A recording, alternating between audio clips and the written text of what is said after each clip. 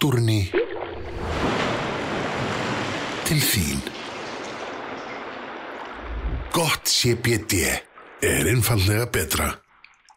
Mummi í Götusmiðinni, velkomin í Þvottáhúsið. Takk fyrir að bjóða mér. Velkomin.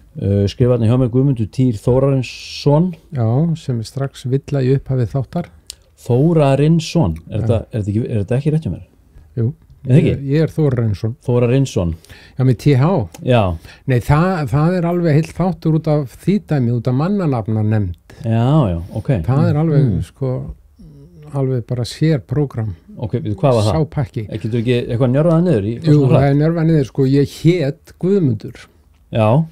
Og hét það meira minna fram til 96, en var alltaf kallaði Mummi. Það bara þekkti mig enginn sem Guðmundur. Og ég hafði svo neikvæða ímynd af þessu nafni Guðmundur, að ég var aldrei notað nefn í leiðindum. Þeir erfiða skólagöngu og óprutinn svona aðtæfi og mættir, myndur og sannsögli og allt þetta og svo að fara að ruggla mér svo illilega við hann nafna minn í Birginu. Guðmund í Birginu? Já, og ég notaði bara tækifærið og tók upp millinafnið Týr og hendi Guðmundanafninu. Því ég var alltaf í svona ást-hatursambandi við það og þá hét annarkur íslingar Guðmundur, Sigurður eða Jón. Það var að þriði hvers væntanlega. Og þú heitir ekki Guðmundur lengur? Nei. En ég oft kallaði Guðmundur, ég nenni ekki útskýra það, þannig segi bara já. Ég skil. En ég heiti sem sagt Týr Þórarinsson. Og TH-ið að sem sagt fæði minn, hann einn af þeim sem flúðu land 60 eitthvað, mikið atvinnuleysi og iðnaðarmenn dreifðust út allan heim. Og pabbi var einn af þeim og hann endaði í Suður Afríku og hét alla tíð sem afrísku ríkisborgari Þórarin með TH. Og svo í bróður og systir sem eru TH Þórarins börn og svo upp á Íslandi ég með Þotni og mér langaði bara að vera svo systkini mín og pabbi en mannanafn nefnd tekum alltaf í hryggspennu í hver skipti sem ég fer ræða þetta og biðum leyfi á að vera Þórarinsson. Þannig að nú var ég síðast í gær ræðið lögmanni minn að ég ætla að stefna mannanafna nefnd. Það er ekki svona eitthvað fordæmismál þá? Já, sem fordæmismál, því ég vil meina það að þetta séu mannréttindabrót. Að meina fólki að breyta nöfnunum sínum. Ég held að væri búið einhvern veginn að laga þetta, við mættum heita bara hvað sem er í dag. Nei, það er ekki þessi listi sem að nefndin. Þú mátt vera hvaða kyn sem er og ég get heiti Sigríður ef ég vil skrá mig sem Sigríður en ég verð að skrifa það á hvað ég máta. Ég má ekki skrifa Sigríður með Upsiloni eða skilur til að draga út úr öðrum Sigríðum. Gæti ég breytt nafninu mín í Cliff? Nei, sennilega ekki. Þú þyrftir að koma með paperwork úr ættinni að Cliff hafi verið forfæðir eða ættingi eða þú þarfst að rökstiða. Þú fengið synjun eftir synjun eftir synjun. Já, og ég er búin að dunda við þetta svona annarkvört ára sendin beðinni og þeir heimta semst pappira frá Suður Afríku en pappi bjóð þarna meðan apartheid var í gangi kerfið þeirra var mjög laskað þannig að hann deyr þarna 96 og paperworkið yfir það raunverulega bara ekki til. Nei. Samt hann kostningarétt í landinu þannig að hann lítur að hafa verið ríkisborgari á þeim tíma. En þetta skiptiði máli? Já, það fer bara í taugarnar á mig. Ég bara einhvern veginn alltaf gamli rebellin, einhver segir nei, þá spyr ég alltaf af hverju. Það má? Já, það má, og því að nei getur verið höfnun nema neyið sé útskýrt. Því að, þú bara svo talaði barn og ég bara fullorði barn og hefði sagt nei við barn og þá kemur oft skeifa á það, þannig að maður þarf að útskýra neyið, þannig að barnið situr ekki eftir bara með nei. Þannig ég upplifu... En þetta svolítið ríkt í okkur að segja nei án útskýringa? Já, og þessi anskotans fyrirhyggja sem búið að tröllir í þessari þjóð áratugi og bara í aldir að það eimir ennþá af henni eins og í mannanafna nefnd for crying out loud Hvernig er þetta erlendis, bara í Bandaríkjunum svoleiðis? Þú getur heitið hvað sem gott dæmi prins, hann hét bara prins og síðan hét hann bara merki Já, þetta eins og börninni á Elon Musk og eitthvað, þau heita bara eitthvað. Já, þau eru bara eitthvað logo, þannig að þú getur heitið hvað sem En af hverju ferða svona í taugarnar á okkur að út í næsta húsi vill heita Chevrolet? Er það ekki bara allt í lagi að heiti Chevrolet? mér finnst þetta bara að vera mannrétt þetta brot í sjálfu sér og fór ekki að stjórna þínu eigin nafni sem er Ég er ekki verið að hugsa eitthvað einhverju svona sögulegu samhengi eða varðveita íslenska tungu og eitthvað svona. Jú, svo kemur þetta líka, það ég man ekki hvernig þessi lög voru sett, en þau voru sett hérna í kringum sjálfstæðisbaráttuna okkar því að þá voru svona ættanöfn í hávegum. Já, það voru allir að breyta í. Já, það verði alls konar Mikkelsen og Jensen og Thorvaldsen og allt þetta og það þótti nú bara ekkert gott að liði bara sem bjó í Hermannabrakka myndi taka upp svona ættanar. Stórhætt. Við viljum það stjórna ekki. Auðvitað að stjórna þessu, þetta er bara tömlið, þetta er bara anarki. Við erum ættanar. En ok, það er góður. Ég er hérna bara að stróka þetta bara út Guðmundur hérna. Ég segi bara hérna, bara Týr Þórarinsson. Öðru nafni Mummi. Þekki mig enginn. Þú kallaðir ennþá Mummi, ekki? Alveg og ég skrifa hérna, rockari, mótorhaus, bindindismadur, veganisti. Já, og svo ertu vegan líka, við ætlum að fara í það hérna eftir. Og svo stali hérna einhverju klausu, altså kvikmynd að gera maður í grunninn en lista spýra inn við hjartað. Og svo hérna áður við förum svona almennilega gang, þá langar mér að óska þér líka til hamingju með 30 ára í edrumennsku. Hafðu það keir fyrir? Sem var 21. júní. Já, bjartasti degi ársins. Það var fyrir 30 árum, þá var mér skuttlaðinn á Vog í enn eitt skiptið. Það var á þessum hátíðlega degi, bjartastast degi ársins. Og búið að vera eitthvað vesen? Á mér síðan? Nei, þá. Já, ég gæinn sem að sko var alltaf í vesinni sko. Það er alveg sama hvað ég stíði niður í því, ég var í því vesinni. Hvernig vesinni? Ég byrjaði mjög ungur að misnota vímuefni. Ég er náttúrulega á skelfilega skólagöngu, lesblindur og skrifblindur með ADHD og hérna, ég geti bara teiknað upp þessa skólagöngu og ég var náttúrulega heimskasta sem til var, veist, það var kunni ekki að lesa og skrifa. Já, alltaf í tossabekk og að setja til einhvers kennara í Laugarnesskóla sem að barða okkur í stöppu, við myndum ekki eitthvað skólaljóð sko. Nice. Bara þótti bara heimilslegt og herða piltinu upp en mér gekk skólaganga mín var hryllingur sko, frá A til Ö og það var náttúrulega út á þessum sko vanköntun sem ég hafði eins og flestir en í dag sem fullorðin maður segi ég sko mér finnst þetta bara plús að vera með ADHD, verandi skapandi einstaklingur, hvort sem það er handrit eða listasmíði eða skilur, veist, maður má ekki downgreita ADHD því að við þurfum að læra að lifa með því. Frakkar til dæmis, þeir skilgreina enga sem ADHD. Það er bara ekki til. Bara skapandi eða? Já, það er bara fólk sem er mjög virkt höfuð, sko. Nei, vörubill. Veist, bara strax út sko. Ég var með kenningum ADHD, ég var búin að segja hérna. Já. Viltu að heyra hana? Já, komdu með hana. Sko, ég er bara bjóð í Danmörku í 15 ár og þar var enginn með ADHD, en það voru allir hins vegar með njálg.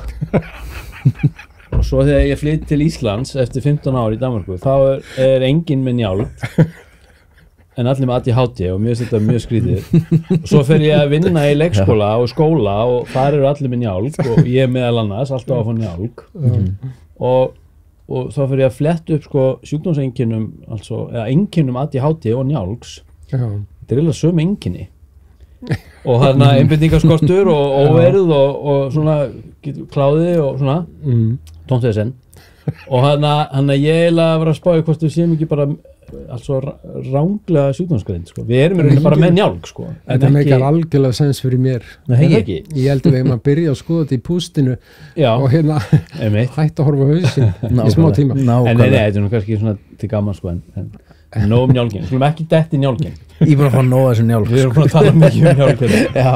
En njálgur ennþá til? Njálgur? Já, blesa maður. Nú er það. Jú. Og málega sko, það er bara 20%, nú er ég dóttinni. Það er cirka 20% tilkynningar hlutvallar njálg, því við erum með eitthvað svona rassaskam.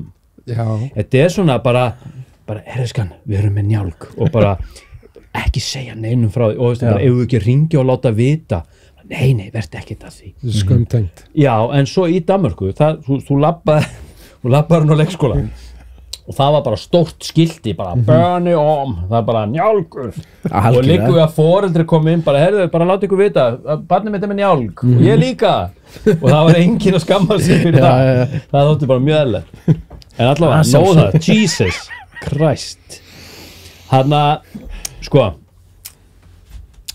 já, skólagangan, neyslan hvernig hún þróast náttúrulega að fara svo inn í þetta götusmiðumál mér varst það geggja spennandi ég var að googla það aðeins í gær en hvað er svona, veist þú ferði í þessa meðferð og búið að vera vesinn á þér og hvað gerist svona með því svona frá þeim tíma og svona þú fer alltaf inn eitthvað að spá í ykkur svona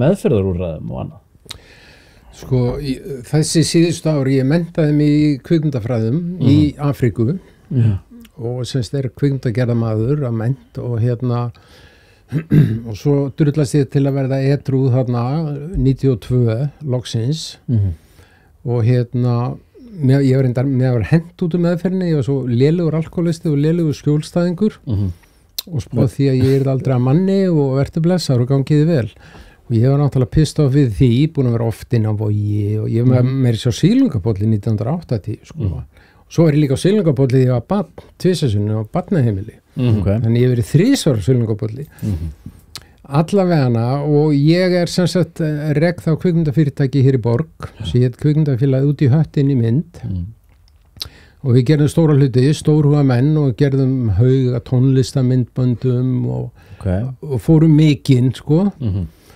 og úgeðislega gaman en svo sem sá fjármálum var ekkert endilega svo bestur í því þetta var svolítið bara rock and roll bara búið til bíó og vorum í því og svo er ég beðin að kenna kvikmyndagerð við félagsmiðstöð vera með einhverja hópa í kennslu það unglinga bara já, með unglingum og ég einhvern veginn svona býti í stoltið og svona fokk, ég upprennandi stjarna og leikstjóri og hefur róta ísbjörn og allt þetta skilur við, en svo bara fyrirtækið var að fara niður, það var enn dívan í þjóðfélaginu þá 91-2 var svona niðurdífa sem fer mjög lágt, það fóru mörg fyrirtæki undir þannig við fórum að hausinn með 10 skalli mínus Brón tók okkur niður, við áttum útistandi, ég man alltaf þessu upphæðir, við áttum útistandi 490.000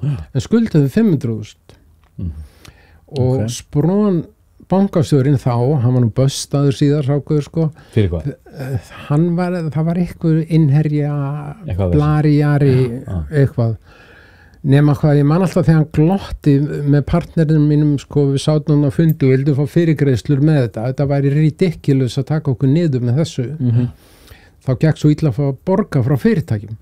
Við vorum að vinna auglýsingar og kynningamyndbönd og alls konar. Þetta var hellingspeningur þá? Þetta var lurkur, sko. Og þegar hann glotti og sagði nei, þá kom upp gamlar aggresjónir, mér langaði að henda mér við borðið og hreinlega berja mannin, en gerði það ekki að því ég er svo civilized. Ég er það í grunninn og þannig að, ok, aftur á námskeiðunum, þegar ég fyrir að kenna þessa kvikmyndagerð og být í tungun á mér og ég kannski ekki svona búin að fara í meðferð og er kannski ekki egoið eitthvað þvælast fyrir mér, veist, ég bara fer back to basics, bara með krökkunum og bara hei, það eru flotti krakkar og svo fljótlega eftir ég fyrir að stað með þessi námskeið, ég bjóð til mér sér tónlistamindbanda keppni sem var á stöð 2-1 árið svolítið skemmtileg, leiðilega hún náði ekki að lifa semst að unglingarnir byggu til tónlista, völdu sér íslenskt lag fengu leyfi frá spilurum og myndgerðu það og svo var keppt bara og svo var held ég Baltasar Kormákur og hann enn í Laugarnesinu hann hvíti víkingurinn í dómnefnd og eitthvað svona mjög skemmtilegt, ég er algjörlega komin út úr þetta fylgir þessu en það sem ég tek eftir því fyrir að vinna í þessari félagsmiðstöð er það að það voru mínir líkir voru þarna svolítið innanum ég var svona spottaði það sko í unglingunum já, ég svona spottaði það var fljótar spottaði því líkur sæki líkan heim og ég kem úr mjög erfiðum grunni, brotnu heimili, mikil drykkja og ofbeldi, þannig að við finnum hvort annað, sko, við pörum okkur, sko, skemmtu börnin, sko, eða tjónuðu börnin, ekki skemmtu. Heldur að útlitið sé eitthvað að hjálpa til? Þannig? Ég held það líka, en ég held þetta sé svolítið orkan sko sem við sendum frá okkur. Þið vitið það allir hérna sem fullorðnir menn að þið lappið á bar í Berlín, skilur það ekki nema kortir hangdalir sestu við borðið það sem ykkar líkir eru, hvað sem er í gangi þar. Við gerum þetta bara sem mannfólk. Já, akkur þessi stelpa frekar en hinn, hún var ekki sætið stelpa, hann var eitthvað við hana og við förum og smjörum fyrir henni. En allavega að ég fór að fá ofur áhuga á þessum krökkum. Þetta voru svona jaðarkrakkar sem voru ekki að þrífast í skólakerfinu og fyrir að spjalla við og næ sambandi. Þetta svona mikið skána kenningin, þetta mjög frumstæð kenning. Hún þannig að sko þú hendi mikið út á tún, þá koma mikið flugurnar á þá mikið. Hver var mikjan? Ég var mikjan. Veist, tattúraður, síðhærður, ferðaðist bara á mótuhjóli, skilju, þannig að þau svona soguðst að mig líka og ég náði sambandi þess að krakka. Og voru þau að finna sig í þessari kvikmyndagerð líka? Já, voru að finna þetta svo skapandi krakkar og svo, veist það, svo vont að sjá þess að krakka sko með full af talendum en enga sjálfsvirðingu. Ég einskis virði og semst ég fyrir bara semst að vinna með þeim og svo stofna ég klúbb sem að krakka með strákum, bara með strákum og hérna sem að þeir skýrðu sér sjálfur kamikaze sem er sjálfsmorðsflugsveit og ég sagði, ég hef ekkert hissað þeir völdu þetta nafn og það gekk út á það að gera stráka þing. Það voru einelti strákar, þetta voru strákar sem rákust illa, með ofbeldabæki og ég smalaði þeim saman í eina grúpu. Also drengjum sem voru búnir að vera beita, vera í einelti og hafa orðið fyrir einelti. Bæði bara. Bara bæði. En hvað safnaðu þeim saman? Ég bara spottaði það og bauðum að gangi í klúbbin. Og klúbburinn var bara, varstu með hann heima hjá þér? Nei, upp í félagsmyndsið þannig sko. Hvernig náður að láta þetta mengi gangu upp allir alls konar karakterar og týpur og svolítið? Ég náttúrulega alltaf langt á undan mér og stofna bara klúbbin í þessari félagsmyndstöðu. Nema það að ég kunni ekkert á prótókolli því að borginni og ITR og þetta, þannig ég lappi inn til forstöðumanns og segja, heyrðu, ég hérna með klúbb sem mér langar til að, það voru fullt af stelpuklúbbum en það voru engi strákaklúbbar. Og hvort að það var ekki bara good shit eins og þeir segja, bara þessi gaurar með rákan á bakinu og veist, greinilega eftirspurn.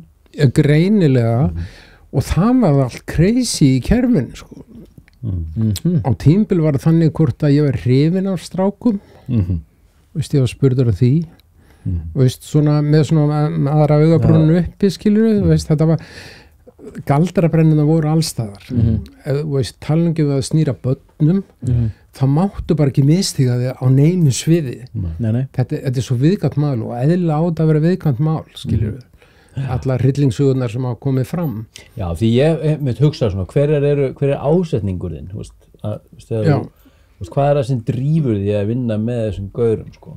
Það var það, ég einhvern veginn bondaði við þá, ég tengdi við þá, ég sá mig í þessum hópi, sko. Já, sér náttúrulega ráðaleysið og þjáninguna Já, og nulli meir og minn öllu og úrræðaleysið í umhverfinu líka, sko. Já, og það eina það er bara eitthvað svona ferkantað og hart skólakerfi sem að hendar bara ákveðnum hóp en öðrum ekki. Nákvæmlega og þá allavega var færibandið bara keyrt, skilur og þú dast af færibandinu þá ertu bara collateral damage og ég gekk í gegnum alveg að sendu niður á tjörn hana í ITR að útskýra þessa grúpu og þetta var Varstu þá að fá leyfi fyrir henni? Já, og ég var svo hissa hvernig ég var tekið á því sko, og ég sagði en það fullt að stelpuhópa minna sem gera stelpu hluti og hvað sem það var akkur ekki stráka því við strákarnir erum alveg gersamlega týndir, við erum ekkert hvað að vera bróðir, faðir, afi, sonur við erum alveg lost in space við mistum af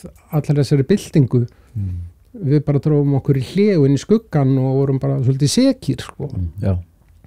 Nema hvað, þessi klúbbur varð ég fekk samþykki fyrir því og við fórum gerðum hluti, veist, fórum í bústað og horfum á Rambo og rópum og rákum við og hérna fórum í pottinn og svolítið bara bonda og voru líka mjög einlægir og fórum að gráta og veist, Var eitthvað skipulagt í þessu? Varstu með eitthvað svona, eða var þetta bara hittingur?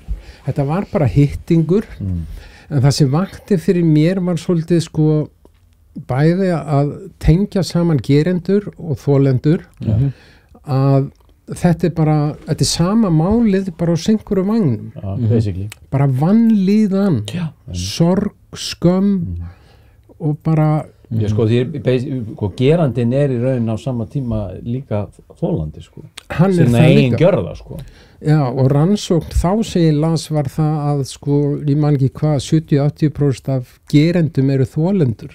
Já, einmitt. Eins í misnotkun að þetta, veist, það virðist erfast félagsfræðilega á einhverju máta. Nema hvað að ég fekk bara alveg ofurbrennandi áhuga á ungu fólki og þá fekk félaga minn sem var hjá útideildinni sem þá hét, sem ég saknaði ennþá.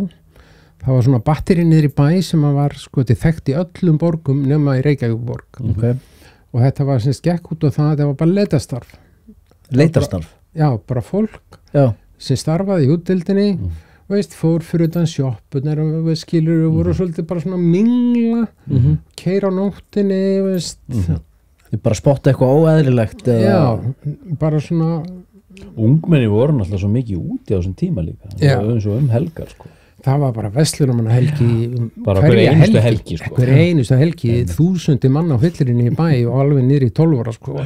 Þannig það var partíástand og ég verð að segja þessa sögu.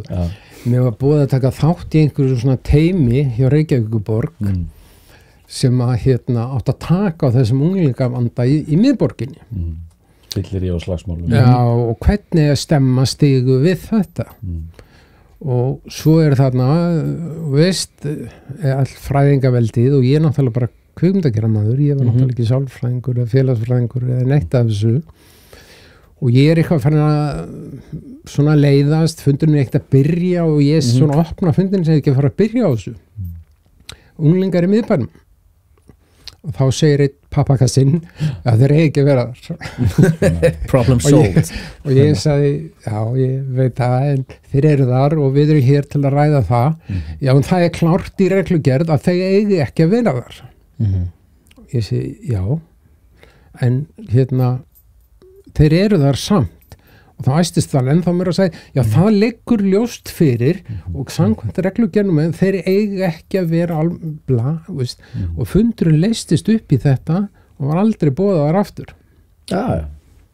Þetta var... Hann eru bara með eitthvað svona tvö bara element sem bara slá ekki í takt, sko. Já, þetta svona, veist... En heldur að þér hefði vegnað eitthvað betur svona í þessum díalógum með þau opinbera ef þú hefði verið stuttkliftur og bara í einhver pólóból og veistu það að þetta mjög athyglisvert og ekki kannski svona kjaftfor og svona aðeins snyrtilega. Ég hef náttúrulega alltaf verið svolítið strigakjaftur sko og það hefur ekki hjálpað alltaf. Nei, heldur þú að hefði fengið annað viðmót? Veistu það að nokkrum árum eftir að Götusmiðjan byrjaði þessi meðferðarúrræði, það lengri saga að þessu sko og þá var ég undir mikilli pressu sem sagt, bara á mínu mótuhjóli og bara í karakter, ég er búin að líta svona út síðan ég var táningur, ég held ég sé í sömu fötunum ég var táningur og ég er 63 ára þannig að ég hef nú ekki kokast mikið í tískunni en þá var mikil pressa að láta klippa mig skiptum gír og ég fengi frekari áheyrn í kerfinu, mér var selt þetta actually og ég fór og lét klippa mig og ég man ekki hvort það var pólóbólur eða eitthvað áleika og gefilegt sem ég fór í að það skrýtna gerðist það var miklu auðveldar að segja nei við mig eftir ég var orðin eins og hinir mér gekk betur að sita með Palla Pedersen sem þá var félagsmálaráðherra við sátum þar á fundi, ég og hann með lappirnar upp á borði, reyktum báðir og ég í leðufötunum og við vorum að diskotera unglingavandamál á Íslandi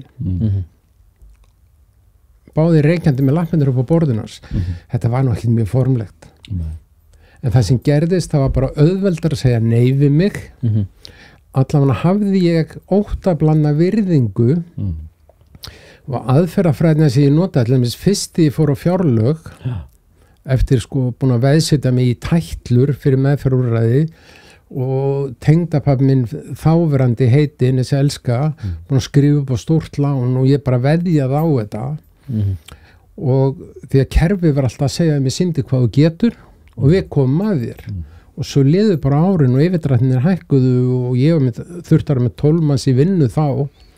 Það var ekki djók og þá var hringt í alla poppara landsins til að halda tónleika á Gauknum og spú til einhvern pening, seljum geisladisk, eitthvað og ég ætla að koma þakklæði til alla poppara á Íslandi bara að því að setur einn meðalvor bara hvað ég tók alltaf yndislega í það að spila hinni ýmsu popparar og rockar. Þetta kannski margir hverjir búin að vera þarna sjálfur? Nákvæmlega.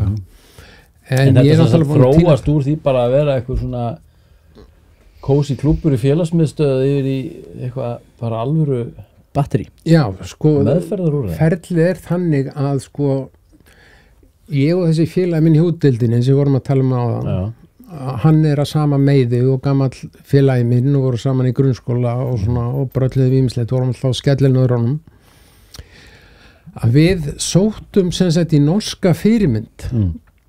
Það sem sagt gaur, norskur geðlæknir sem heitir eða hét Anders Minken og hann var sem sagt orðin svo ofboðslega þreyttur á þessari problemmiðuðu umræðu í hjálpastarfi. Það snýrist allt problem. Hvar vandamálið? Ég hef sjálfur sittið hjá alveg hauga sálfræðingum og félagsfræðingum í gegnum mína ævi og ég var alltaf vandamálið.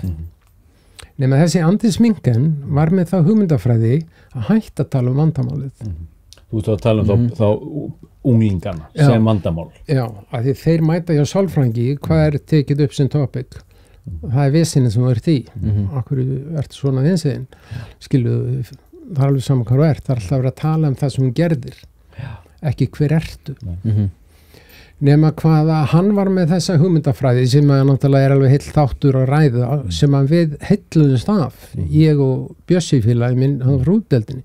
Svo við fáum ITR og útideildina til að borga okkur laun við það að opna mótorsmiðina. Þar komin alveg mikið skána kenningin aftur, það var bara að risa mikið upp á höfða og fyllti það bara á mótjúlum og skellinöðrum og það bara fylltist alltaf okkar líkum bara á 3 dögum. Skrúi sundur og gera og græja. Skrúi sundur eða gera ekki neitt og bara chilla og vera samþyktur og fara í einhverja útilegu og halda eitthvað skellinöður mót og blari jari. En á sama tíma fengum við ekki að hafa opið helgar.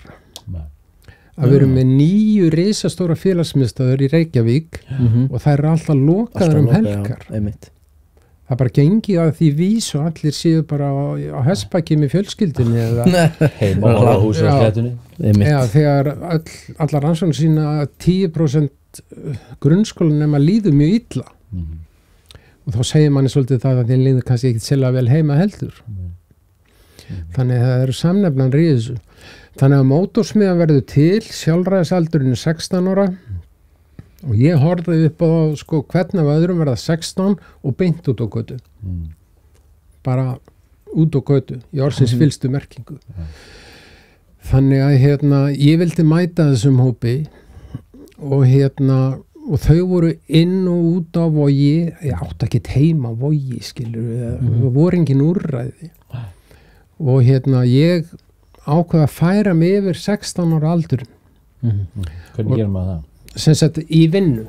Var búin að vera 2 ár með mótorsmiðina og hætti þar í þeirri góðru trú að það myndi bara lifa og einhver aðrir bara hæfir einstaklinga myndi reyka það áfram. Þetta blúsvirkaði.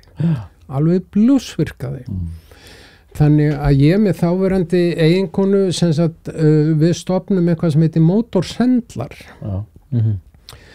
Sem var alveg brilljant heimi.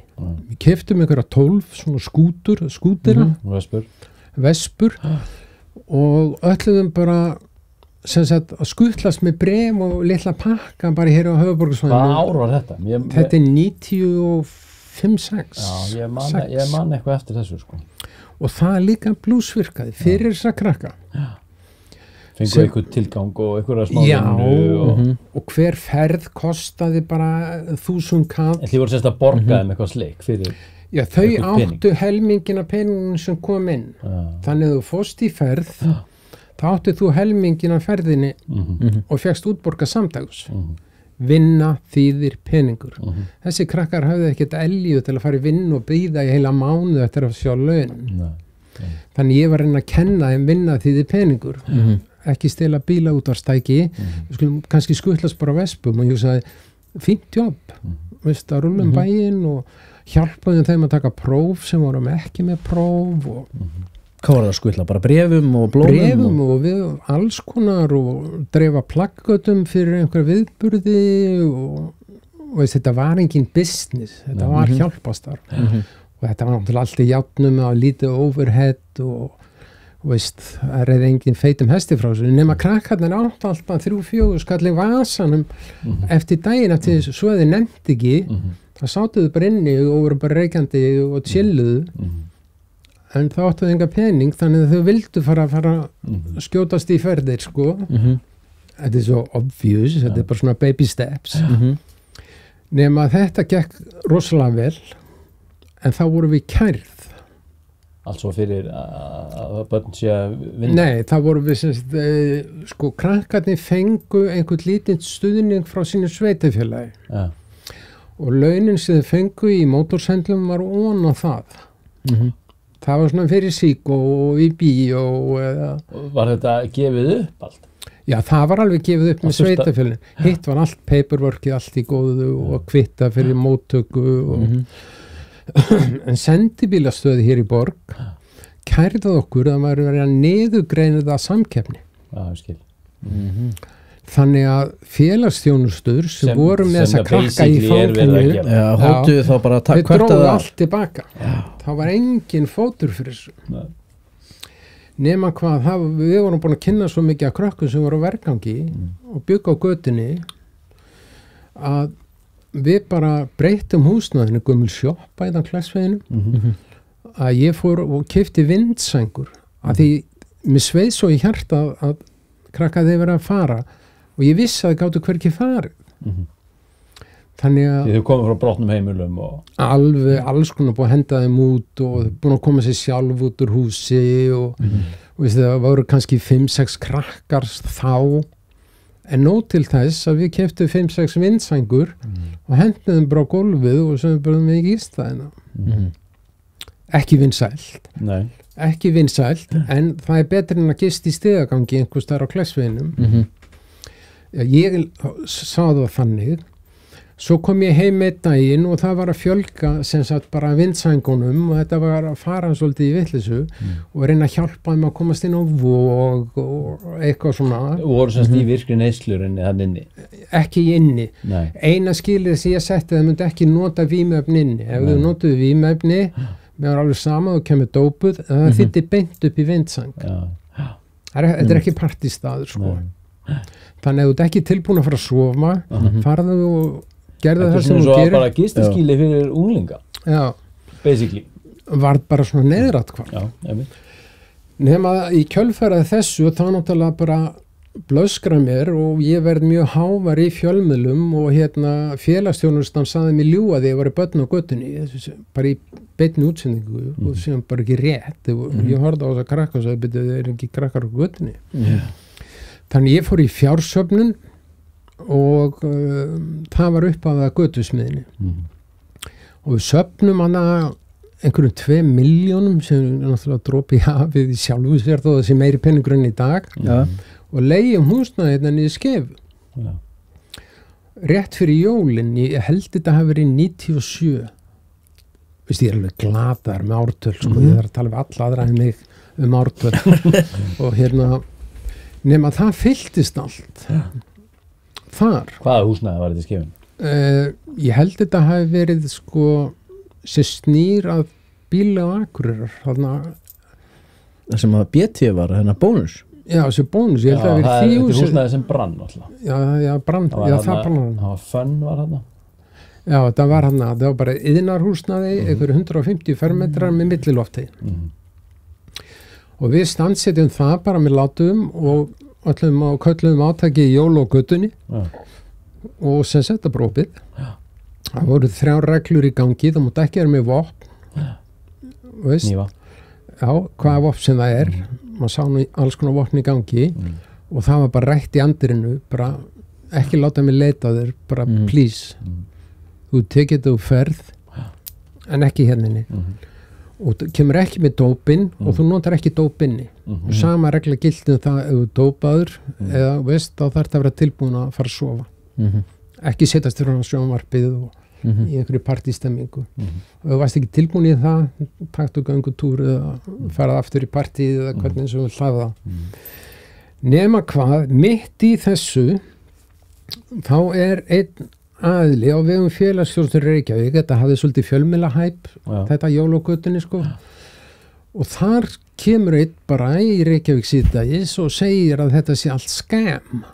Já, allt svo af ykkar hálfu. Já, að við séum bara eftir peningum. Við séum bara búið til peninga fyrir okkur og að sé ekki börn á götunni og blari, jari. Þannig þeir eyðiluðu fjársöfnuna. Sem gekk vel. En við áttum 2 milljónir.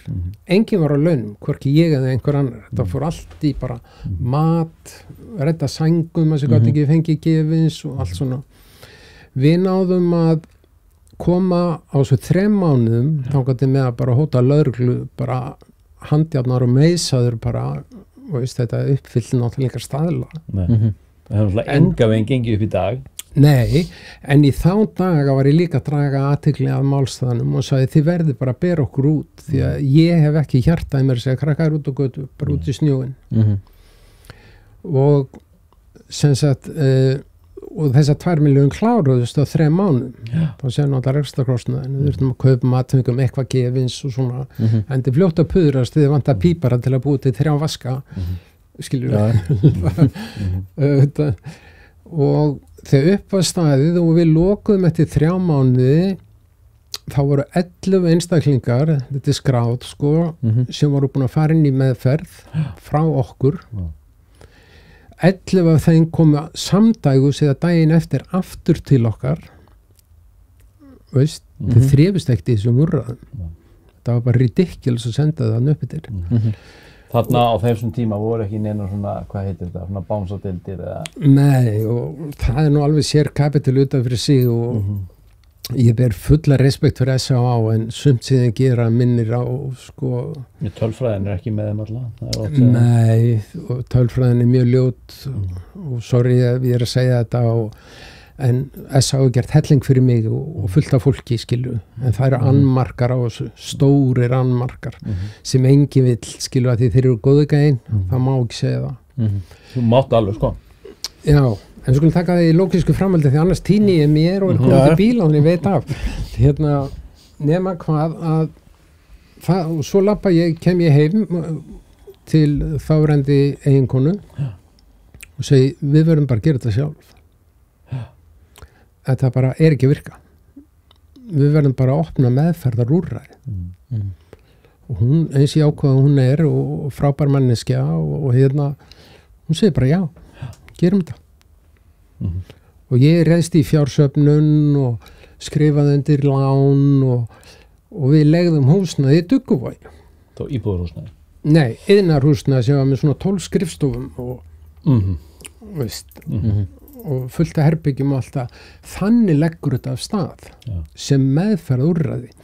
Ég var með sem sagt þerapista, ég var með sálfræðing og starfsfólk og reynslubolta og veist, þetta var náttúrulega brautriðandi starf með þessa hugmyndafræði sem að hjálpaði mér loksins að verða edrú, ég meina. Hvaða hugmyndafræði var það? Hugmyndafræðin sko gekk raunverulega út á það að þekkiði eins og gestalt. Nei, gestalt því stóra myndin að það er sko að þú getur aldrei fundið út hver þú ert nema þú skoðir hvaðan þú kemur. og það skiptir engu máli hvaða efnið þú notar það þarf ekki eins og að ræða hvað efni heitir heldur hver þú með þér í þér og það það sem sjá manneskuna bakvið skilur að vinna með einstaklingum sem sett inn í þeirra tilfinningarlíf og þetta svo tengt psykoterapíni Þetta samtalsmeðferð Já, við erum með svo mikið að sko kognitífum sálfræðingum í Íslandi, ég held að allir sálfræðingar í Íslandi séu kognitífir þessi hugræna atferlismeðferð og ég ekki sammála því að allt gerist í hausnum á okkur hvort kveikir tilfinning hugsun eða hugsun tilfinningu skilur og ef þú ert með vonda tilfinningar þá mjög líklegt að þær kveiki vondar hugsanir þetta svo 2 + 2 eða hálfa yfirdrifið og við unnum semst eftir þessu psykoterapíu formi og það strax semst krakkar eldri en 16 sem komu þar og fóru bara í meðferð og hvað var þetta? 10 dagar? Nei. Það var engin tímasetning á meðferðinni og nota bene þessi 28 daga kjaftaði, vitið hvað þetta komið? Nei, þetta ekki bandarist eitthvað? Þetta bandarist þar að því tryggingafélagin borga bara 28 daga meðferðinni Þetta hefur ekkert fræ mynd með henni Söndru Bullock þetta heitir 28 Days Nákvæmlega og hún fer í svona meðferð sko Er ekki grínmynd? Nei Já, svona dramagrínmynd Það er bara farsi sko að verða edrú sko Já, og tekið svolítið grín af tólsporunum og öllu þessu en meðferðatíminn var bara eins lengi og vilt og þarft Hvernig voru þessi tíma? Eða skilur, hvað tíma, nú þekki ég þetta ekki alveg nóg vel sko, hversu lengi voru krakkana að meðaltali? Sko, ég man ekki hvernig það var í upphafi en þegar Guðsmjöðan var orðin upp eftir önnum meðferðarstofnun þá var meðaltíminn svona 5 til 6 mánuður Okay. Sá sem var lengst hjá okkur var í 4 ár Já, þetta svolítið eins og hlaðgerðarkot býður upp á í dag, altså hvað var það tíma allavega? Já, það er mjög flexible eða? Já, það svolítið flexible, það svona lengri tíma maður getur verið þar alveg bara ég þekki fólk sem hefur verið þar í ár sko. Já, sem að, veist báttið spyr ekkert dagatalið sko. Nei, en þú þarf náttúrulega að koma líka nýju fólki fyrir en það snýst náttúrulega líka alltaf pláss sko. Já, og svo það bara hálfur sigur að einstaklingur lappar inn í meðferð og þar í nokkra mánuði og segir, ég kann prógram betur en þú með mig, nú ég tilbúin að fara út ok, þá byrjaði nú fyrst vandamálið hvert ætlar að fara, hvar ætlar að búa hvernig ætlar að framfleyta þær ok, og hvernig gekk það? Það gekk skelfilega og þessi ungi maður sem ég veit að ok málum í dag sem var hjá okkur í 4 ár hann tikkaði 2 box hann var semst fíkill og hann var með skitsofrenju þar lendi var enga hurðir opnara því hann tikkaði 2 box þess vegna var hann hjá okkur í 4 ár okay. En hvað þetta að gera fyrir svona mann? Hvað hægt að gera fyrir svona mann? Fyrir svona mann? Já. Hann átti þetta bara eins og allir aðrir bara komast inn á sambýli og díla við sinn geðsjúkdóm og veist, og hann var alveg vel funkarandi þegar tók lyfin, hann bara þegar hann var einn þá hætti hann því sem gerist oft með skitsofrenju tilkvæmst þar ég að taka sér lyf, mér líður bara vel skilur þetta svona, en nú eru við farin að sprauta þessu lyfjum, þannig svona forðasprautur þannig að þetta orðið minna vandamál okay. En samfélagið náttúrulega bara ekki uppbyggt þannig að það sé í rauninni bara pláss fyrir öll þessi frávik sko. Allt þetta, veist, það náttúrulega getum farið út í einhverja diskussjónur spillingu og annað og spáðum bara í hvað kvótakerfi geti rekið veist, af úrræðum, en svo spyr maður þessi líka úrræði, veist, hvenær úrræði eitthvað til betrumbóta sko, því þarf ekki öll hjálp einhvern veginn að leiða það inn í einhverja sjálfsjálf þarf ekki að virkja því svo þú sért ekki bara eitthvað að lyfjar á okkur forðarsprautum inn á okkur sambýli sem þetta það auðvitað tómt vesen tómt vesen og tómleðindi auðvitað snýst þetta það að gera einstaklingin ábyrgan fyrir sér og sínu hann taki það sem sko allir fíklar eiga sameiginlegt þeir vilja ekki taka ábyrgð á sér og virðast ekki geta það og ekki hæfir til þess en ég segi sko fíklar það stór munur á einstakling sem misnotar vímugjafa tímabundið og streymi inn í meðferð og þeim sem raunverulegi fíklar. Þetta mikið svæðið þarna á milli. Þetta var orðið þannig á tímabili að fannst álpapir í þvottavélinu og öll fjölskyldan var komin inn á Vog. Skilur, þetta var orðið þannig, sko, þetta sjúkdómur, genetísku sjúkdómur, heilu sjúkdómur. Þessu líst í svona A-bókafræðum, sko, það talað sko, ódrykkjumannin og alkoholistan, sko. Við höfum öll, og það bara fylgir okkur sem homo sapiens að við misnotum eitthvað tímabundið eða varanlega. Við gerum þetta öll. Við eðum á miklum peningum, þá maður segir uppsí, kannski aðeins búin að flauta upp á bak, eða búin að sofa oft hjá, jæja, þetta nú kannski ekki sniðut, skilur, en sumir festast þar. Og þá spyr ég, af hverju festast sumir í fíknaferli, því allt getur verið orðið fíkn. Fótbolti getur verið fíkn. Og fullt af liði sem að díla við fótboltafíkn. Crossfit, spilamennska, name it, það getur orðið fíkn. Og það partur af þessu horting element í okkur, mannskepninni, veist, hvenær nóg. Við erum mjög markalaus með það, skilu. Góð helgi með fjölskyldin við fórum í bæði shoppingmálin, Smáralind og Kringluna. Helgi vel varið. Þetta er svona ótti við að hafa það ekki og ótti við að missa það ef ég skyldi mögulega að fá það. Já, nákvæmlega. Og hvenær nóg, veist, það bara, það fólk sem geta eitið sko 200 milljónum á dag, alla það sem eftir ólífaðin, þeir eiga samt ekki nóg. Veist, hvenær nóg. En það annað sem mig langar ávarpa sem að gera allt vittlust það að ég hef aldrei bekjent og ger ekki enn. Veist, þetta sjúkdómakjaftaði bara út af borðinu með þetta og sínum tíma. Þú ert ekki fyrir það? Nei, bara kaupið það ekki. Þú ert að vísa í alkoholisma eða svona fíknivanda. Já, fíknivandi ekki sjúkdómur. Þú vilt ekki meina það? Nei. Sko, fíknivandi birtingamynd á allt öðru vandamáli. Það að ég sprauti mig með amfetamíni ekki vandamál per se. Vandamálið innra með mér að ég skuli velja það að sprauta mig með amfetamíni. En það kemur nú líka skýrt fram í svona, svo við farum aftur í svona A-pælingar, að neyslan alltaf túlkuð sem í rauninni einkenni, sko, og það talaði að sjúkdómurinn eða ástandi liggi þó fremur í vitund mannsins. Já, þetta sko þetta á einu stað þetta slow suicide. Þekkið Gabor Mate. Já, ég vildi óska hann hann ógeðslega flottur. Ég vildi óska hann hefði verið til 1993 þegar ég var að leggja stað.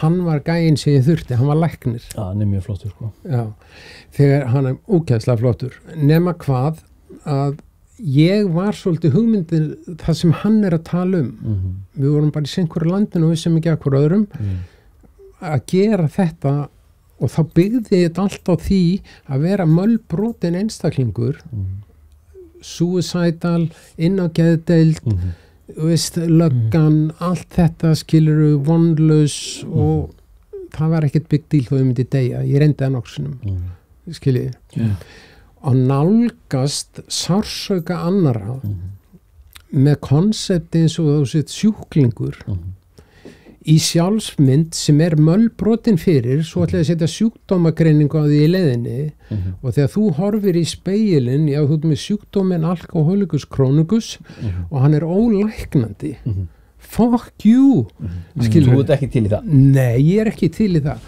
Þú ert alltaf fyrst og fremst manneskja. Þú ert manneskja sem býrði í þessum líkama. Það það sem það snýst allt hvort sem þú sprautar þig og horfur mikið á fótbolta eða safnar peningum eða hvað sem þú gerir. Þú ert alltaf manneskja í eigin líkama. Þaðan eigum við að taka þessu umræðu í öllum tilfellum. Og það líka annað til í þessu, það talaði sko alkoholismi, þetta svo einföld umræða, hún einföldu svo mikið því að þegar ég kem inn á Vog síðast þá spurti pabbi alki, mamma alki, tikki einhver box, já þetta genetískur heilasjúkdómur og ég hugsaði bara, ok, já, ég spila bara með, skilur, veist, ég hafði ekkert annað að fara. Eins og flesti gera. Já. Og svo með hent út 70 síðar, að ég vildi ekki fara í Víkingadeildina, ég var vonlaus alki og nema hvað, týndi í þræðinum félagsleg arfleið. Ég segi félagsleg arfleið miklu sterkari og mótar okkur miklu meir en við gefum henni kredit fyrir. En getur félagsleg arfleið ekki framkallað ástand sem hægt að skilgreina sem sjúkdóm? Vissulega. Því þetta ekki bara einhverjar skilgreiningar? Ekki bara búið að gildislaða orðið sjúkdómur sem eitthvað? Jú, en þegar krakkarnir kom inn til mín í götusmiðina, það komum tæplega 2000 krakkar við sögu í götusmiðinni. Það var batteri sem var í up and running í 14 ár með 20 rúm. Þetta var ekki bara eitthvað út í bílskúr. Með fullir virðingu fyrir þessum bílskúr. Er þetta með einhverja tölfræði yfir, út með 2000 börn á 14 árum? Já.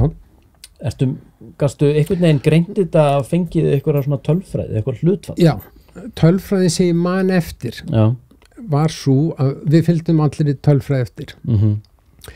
Mælanlegur árangur var ekki nema eftir 5 ár að þú varst sjálfbær í vinnu eða námi.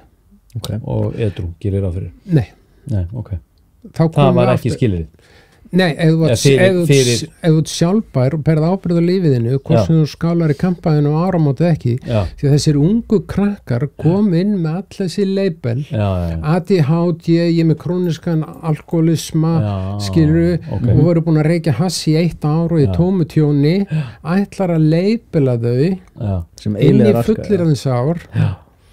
Og ég hveti ykkur að því að svo mikið skjólstæðingum götsmiður sem eru með mér á Facebook og svona og veist að þessi krakkar láti heyri í sér því ég veit og Facebook er búið að vera svo lengi til að ég sé gamla skjólstæðinga mín að skála í giftingun sinni í kampæn eru þau þá sprungin?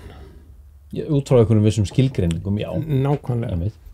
En þannig að útgangspunkturinn var ekkit endilega að fólk myndi öðlast eitthvað svona bindindi frá áfengi og öðrum hugarfarsbreytandi efnum, heldur bara að það myndi fara út í lífið á einhverjum sínum forsendum hvað það varðar, en það myndi öðlast sjálfbærni, altså geta framfleytt sér, verið partur af samfélagi og geta lifað semst með sjálfum sér. Já.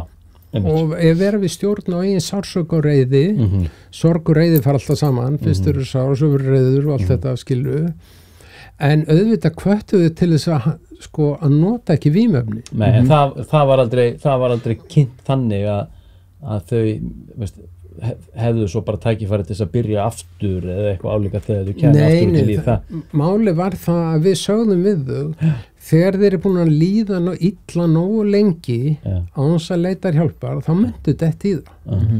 Af því það er deyfingin sem þú kannt við sársökun. Aftur, birtingamynd. Ég, veist, 60 plus gaurinn, búin að etru í 30 ár, ef að mér líður illa nógu lengi, þá er í forritinu mínu þarna einhvers staðar. Og fixar það með einhverjum hætti? Ég pizza, ég selmer það, ég geti fáið mig bjór og vodkaglass og skilju, en þá er ég raunverulega að deyfa sársökan, en ég vel það að nota ekki vímugjafa. Skil.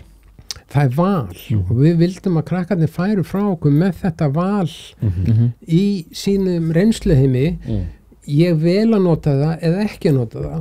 Hver er ég að segja að þú ert 19 ára, búin að misnota eitthvað í 1 ár, að segja að þú getur aldrei. Ég hef ekki leyfi til að segja það. Nei, þetta er voða erfitt, sko. Ég skil gott að segja, maður er að sjá unga krakka koma inn með fíknivanda. Þetta er fíknivandi, alveg, klárlega. Það er snertiflöturum við þau, sko. Og hvernig við svo skilgreinum það, skilgreinum þessu sjúkdóm eða tímabundi ástand eða bara báðar útgáfur, skilur við? Því að, þú getur, ég hef hitt fólk sem að bara klárlega ég geti nánast fullyrt að þessar manneskjur bara eiga aldrei eftir að geta nota áfengin í önnur hugarfarsbreytandi efni sér á skaðlausu og öðrum, bara aldrei, sko. Ég get tek undir þetta alveg fyllilega. En svo sé ég aðra manneskjur sem að ég sé inn í kannski einhvers konar edrúmennsku eða bindindi á kannski ekki alveg réttum forsendum, sko, og eru að skýla sér einmitt á bakvið eitthvað og þau eru í rauninni ekki það sem þau eru að skýla sér bakvið, sko. Sko í fyrsta lagi, þetta var skilgreind sem sjúkdómur, alþjóða heilbrigðisstofnun skilgreindi alkoholisma sem sjúkdóm 1950 eitthvað, að því að Evrópa var bara fyllir í, skilur. Og læknastéttin tók við þessu. Mín reynsla læknastéttinni að þeir veit ekki raskat fíknir. En það var alltaf læknar sem átt að leysa þetta. Það ekki margir hérna á jörðinni sem veit mikið fíknir. Nei, og bara þeim ólöstuðum skilur við, að þetta sé alltaf í höndum hvítsloppa. En mér fannst svolítið gaman að því að þegar ég fekk símtöl frá geðdeildinni og geðlæknir þar notaði mig og fekk mig í heimsókn, ég bara kvikmyndagera maður og keri mótjól, skilur við, að ræða skjólstæðinga, hvernig að tækla, skilur við, en þeir eru oft á tíðum nema þeir hafi beina reynslu að því sjálfur og sem veitir þetta innsæi, þeir eru vanmáttuði sko. Já, ef við varum sem sagt læknar inn á stofnun, þá skiptir einhver máli hvað við köllum það, á milli okkar sem fræðimanna að þessu sjúklingar, en þú nálgast ekki skjólstæðingiðinn og leipileran með sjúkdómsgreiningu og kallar það sjúkdóm það sem að þér. En það gert bara, ég held að séu 600 geðfráviks greiningar bara í dag. Ég meina eins og hann talaði að hérna unnstins, sko, með sér Breitlandi, þá sorgflokka og skilgreind sem sko geðfrávik. Þannig að við erum í þessu. En sko hvort sem maður í bindindið ekki og það talaði sjúkdóm eða annað, ég meina ber ég ekki ábyrgð á að sjúkdóms eða greina sjálfa mig eða ástandi sem ég í. Ég þarf ekki eitthvað að mála með okkur lit bara til eitthvað segja mér ég eigi að gera það. En það þýðir ekki mig ekki vera þar. En ef þú ert einstaklingur með mölbrotna sjálfsmynd og veist ekkert hver þú þá náttúrulega tekur þetta sem haldreipi ég með sjúkdóm og það útskýrir svo margt og það verður ákveði haldreipi í því en raunverulega sekundæri umræða sko. Ég skil, en að tölfræðinni svona cirka, nú er bara forritin hvernig var þetta mynda sér gera sér einhverja myndaði hvernig þetta virkaði? Hvort þetta virkaði og hvernig þetta virkaði? Þegar við byrjum að mónitora þá varu fyrstu 2 árin þegar við byrjum á þessu, þá varum við hérna upp á Árvöllum hérna upp á Kjalarnesi að eftir 2 ár var tæplega 50% af þeim fungerandi einstaklingunum sem fóru frá okkur. Þetta var bara raunverulega í samtali við einstaklingana. Þetta var ekki ritrind rannsókn, skilur þetta var bara tjekkað á þeim, þau voru að mæta í eftirmeðferðina hjá okkur, skilur voru fungerandi og það brjálæðislegur árangur og það bara alveg crazy árangur og við vorum svo að ljúga þessu. En það bara þannig var það. En 5 ára reglan, það eitthvað land sem notast við þessa 5 ára reglu og við stálum henni, hvort það var frá Dönum eða einhverjum, að þetta eiginlega ekki marktækt fyrir eftir x tíma og hvort þú verið sjálfbær þannig að þú berir ábyrgð á lífinu þinni í líðandi stund. Ef þú ert í námið þýðir að þú ert uppstanding, skilur við, ef þú ert að vinna í fastri vinnu, þá ertu líka uppstanding, þar leiðandi eru líkur að þú sért að taka utan líf þitt og fungera, því annars verður hvoru. En skilur mig? Og þetta varð oft sko mikið debatt milli mín og S.A. og þetta sko að ég var að krakkar sem voru búin að fara 10 sinnum inn á Vog og svo kom inn í götusmiðina skilur og reyna að ná úr þeim þessu sjúkdóma greiningu og öllum þessum greiningum sem voru með og pillur við þessu og pillur við hinnu og ég var með geðlækni í vinnu hjá götusmiðinni og lækna sem systematiskt fórum í það að aftrappa þau af þessu lyfjum nema geðsjúkdóma ræða veist, ADHD-lyfin og ADD-lyfin og allt þetta dót. En hver segir að það séu sjúkdóm? Já, svo er það. En þú vissir ekkert við hvernig þú varst að díla fyrir þessi lyf voru fyrir tekin í burtu og ástæðan fyrir fóst og lyfin í upphafi var það að varst að springa úr sorg og reiði til hann hvaði kirkja mann og annan og það var bara svona dempaði niður í svona eitthvað svona flatlænir þannig að þú verður að taka þessar pillur í burtu og sjá hvað byrtið svo sé þetta vinna með einstaklingum En statistikinn þar var að ég man ekki sko upp á tölu en það við náðum held í 1 eða 2 svona 5 ára að því við störfuðum bara í 14 ár sko og gerðum þetta ekki árlega og veist þetta var bara það sem var að það var 30-40% okay. 52 ár fóru niður 30-40 að funkranda einstaklingum ég ennþann dag í dag að hitta þessa krakka sem eru verkfræðingar og alls konar sko ég veit að hvernig tölfræðin ég þekki nú ekki tölfræðina innan sko meðferðarbatteri sem S.A.A. sko og er eiginlega alveg drull hvað það var það, ég veit bara hún er léleg en ég hef kynnt með sko sögu A í upphafs árum A-samtakana þá var tölfræðin þannig að 50% af fólki sem kom þar inn og vann þessi svokölluðu 12 reynsluspor þau urðu eftir þar og náðu edrúmennsku og 25% snéru svo aftur og náðu edrúmennsku eftir einhvern x tíma, einhverja nokkra tilraunir, 75% í dag embrace yourself, við erum að tala svona frá 5 og upp í 15% möguleika altså innan á einhvers konar langtíma edrúmennsku og nota bene þessi tólspor aðferðafræði meðferð per se eins og tólsporin já, basically það bara meðferð sem voru að lappa í gegnum þess vegna þetta svo hættulegt hvað þá?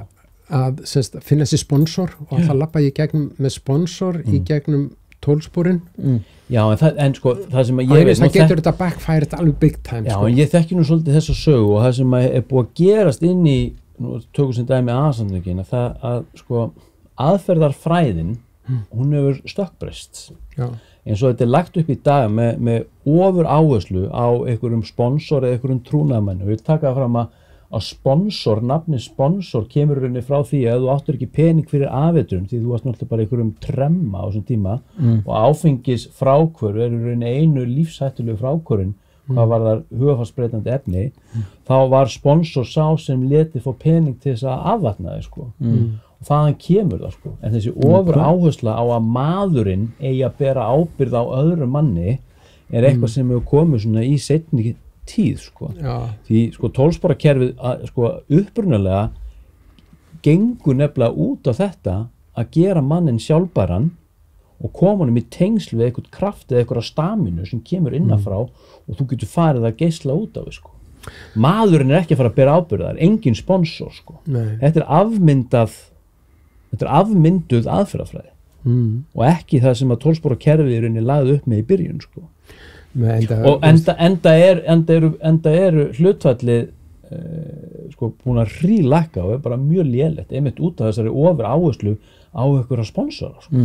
Svo er áherslu munum milli landa hvernig þið gera þetta já, algjörlega en ég er alls ekki að tala niður að samtökinu á tólsporakerfi ég er ekki að því ef það komið þannig út þá minnst ég afsökunar því það er ekki það sem ég er að gera eða þess að á einhverjum öðrum en ég veit að ef þú ert hvítur miðaldra maður, kallmaður sem trúir á Guð með baklandi ennþá í lagi sem skoðan er ekki farin eða maðurinn eða skilur við þá er 35% líkur á því að verði edrú í gegnum þetta en það er eitthvað trúaleg tenging sem á sér stað þannig þú sér það að fjöldi Íslinga maður er svo gamall og þekki marga það er nokkri þingmenn mér segja sem fór í eina meðferð tikkuði öll þessi box og berjast fyrir að sjá á sem er vel á að berjast fyrir að sjá á skilur og þeir eru bara búin að edru í fulltatíma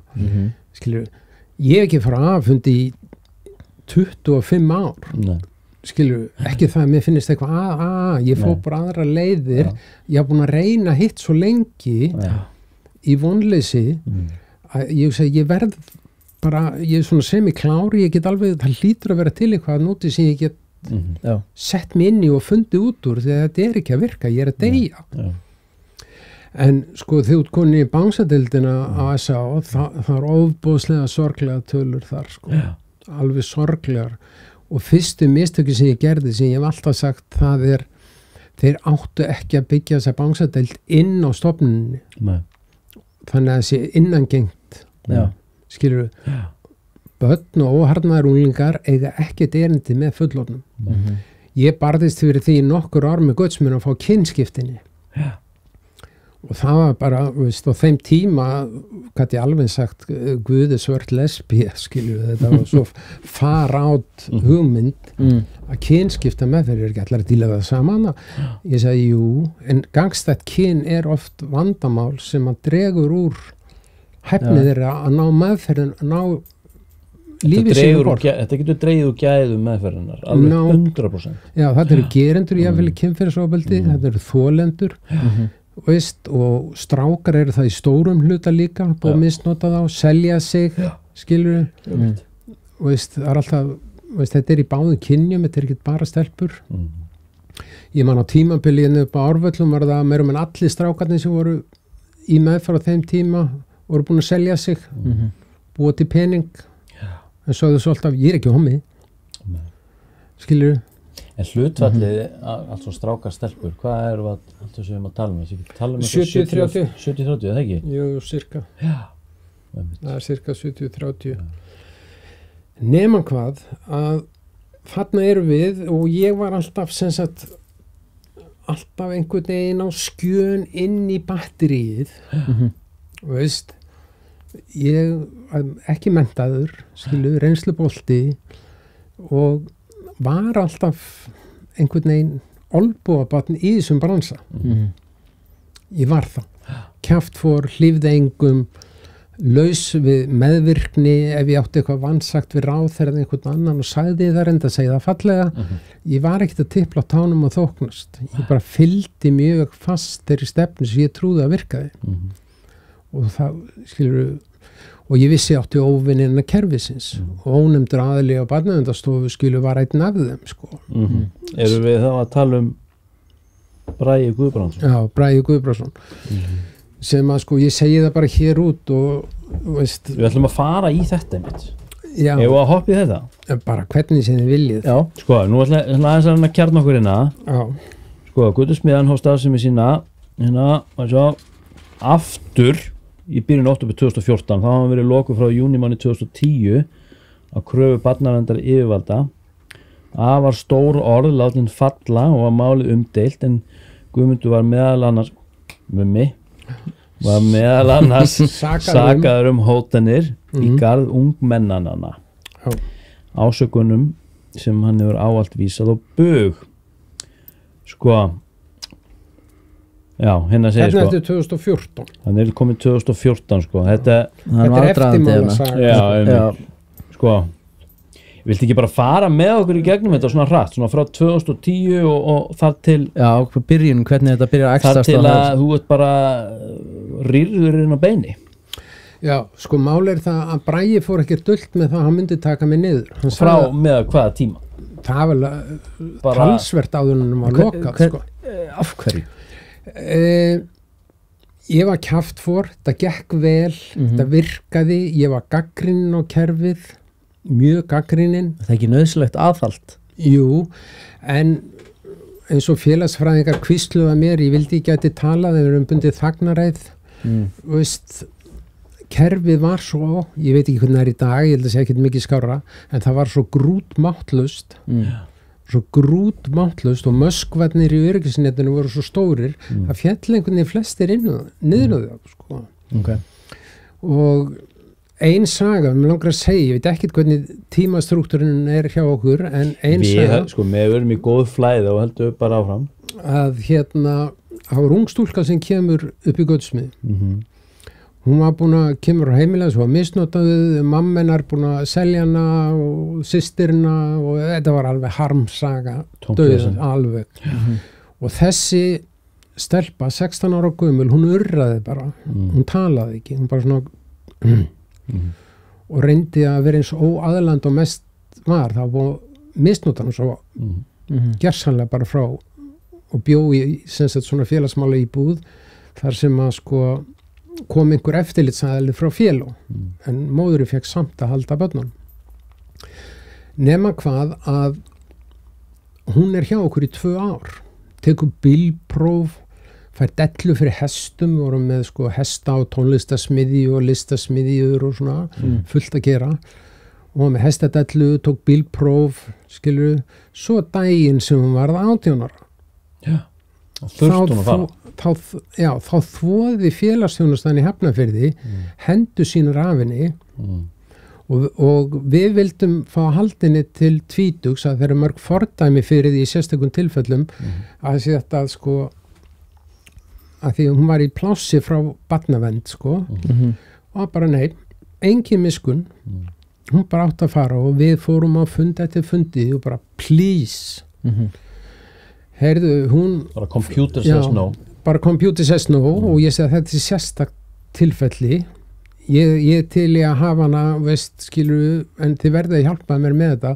borginni vasapenning eða eitthvað nei, hún er orðin 18 bara svona, og ég segi eftir alla hennar sögu systirina var í yngstar erlendis og var komin þar inn á geðdeild eftir hópnöðgun mamman var með eftirlitsaðal frá fél þetta er svo mikil harmsaga nema hvað hún verður að fara eina sem að fél á bauðinni var einhver lítil stúdíó íbúð lengst út í Hafnarfirði af því hún var frá Hafnarfirði skráð og ég sagði þetta er dauða hún var edrú elsku stelpan í kannski mánuð að reyna veist, fekk eitthvað félagsstyrk datt í það hálfum mánuð seinna var hún dáin og það var á 3. hjartastoppi eftir að byrja að sprauta sig aftur hún dó eftir 2 ár eftir 2 ár og við börðust fyrir henni ég segi félagsstjónustan í Hafnarfirði drap þessa stúlku mammenar gekk svo hérna átti hluta í þessu ferli sko já þeir bara tóku ekki sönsum bara og svona vorum við að lenda í kerfinu aftur og aftur og aftur að koma börnunum ekki í skjól frá okkur veist, það er bara x tími í meðferð þó þessi voruði heilt ár þá eru þeir tímbært að fara að tengja sig við umheiminn sko. Hvernig fer þetta svona að eskileita? Og er þetta einangrað er þetta allt sprott út frá einhverju samskiptum við einhvern einn mann eða hvað er það sem gerist? Hann hlustaði endalausar kvartanir frá kerfinu mig og einhvers það skapaðist alveg verulega óvildi minn garð.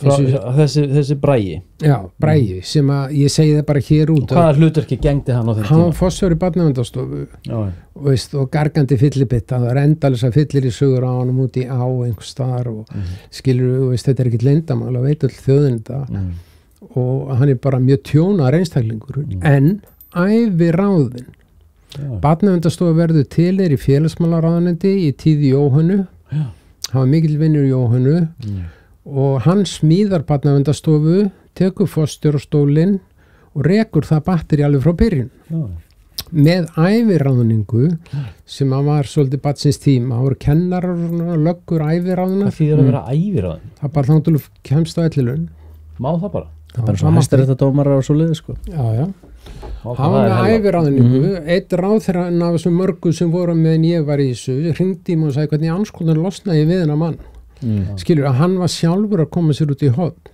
en hann var búinn að segja við mig að hann skildi koma mér niður með góðu illu Hann var bara illa við þig? Já Hvað okkur? Ég reikna með bara kerfið og veist félagsþjónustur og barnavendir eins og segi ég hlífði engum skilur Ég var ekki að meiða fólk en ég reiðist á stofnannar alveg einbeittur sko. Og hvernig beitt hann sér?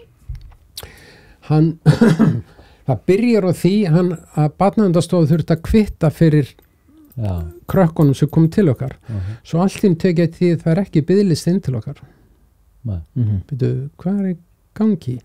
Og þetta er sem sagt vorið 2010 og ég hugsa það, veist ég verða að segja þessu ég hafði hitt Gumma í Byrginu í verslun á Selfossi og þá var búið að taka Gumma sem sagt í bakaríið veist, fyrir það sem hann gerði og hann fekk dóm fyrir það og réttlætanlega já, nema hann segi við mig mig þú ert næstur og ég segi, næstur hvað? Þeir taka þig niður næst og ég alveg taka mig niður hvað meinar að taka mig niður ég, veist ekki er ég að misnota börnin, skilur, ekki er ég að berja þau, ekki er ég að stela peningum, skilur, taka mig niður fyrir hvað. En svo kemur þetta stundum upp að því hann nábúið minn á Borg í Grímsnesi, hann hafði alveg rétt fyrir sér. Fyrst byrjaði Bragi á því að skrúa niður inntökunar. Þeim fækkaði. Og mér fannst það mjög skrítið, það var alltaf að ringja okkur hvort það var pláss og foreldrar og afar og ömmur og ringjandi á fullu, en samt stoppaði umsóknunar á borðinu í barnaverndstofu. Það næsta sem skeður það að Bragi boða mig á fund og spyr mig hvort ég sé ekki orðinn þreyttur á þessu. Þetta bara orðrétt á börnin mín. Ég segi, jú, þetta búið að vera djöfult töff að bera þetta skilur, og skulda alveg hauga milljónum ennþá, en ég er búin að koma með öllum í skil. Þetta er töff, ég er í 150% vinnu að því barnaverndstofa setti það í samningin, ég var að vera með 16 manns í 100% vinnu og ég þurfti að vera 150% starfsmaður sem forstöðumaður. Og ég bjó á staðnum og ég var alltaf í vinninni, sko. Skilur, þetta var bara lífstíl. Og hann spyr hvort ég sé ekki orðinn þreyttur.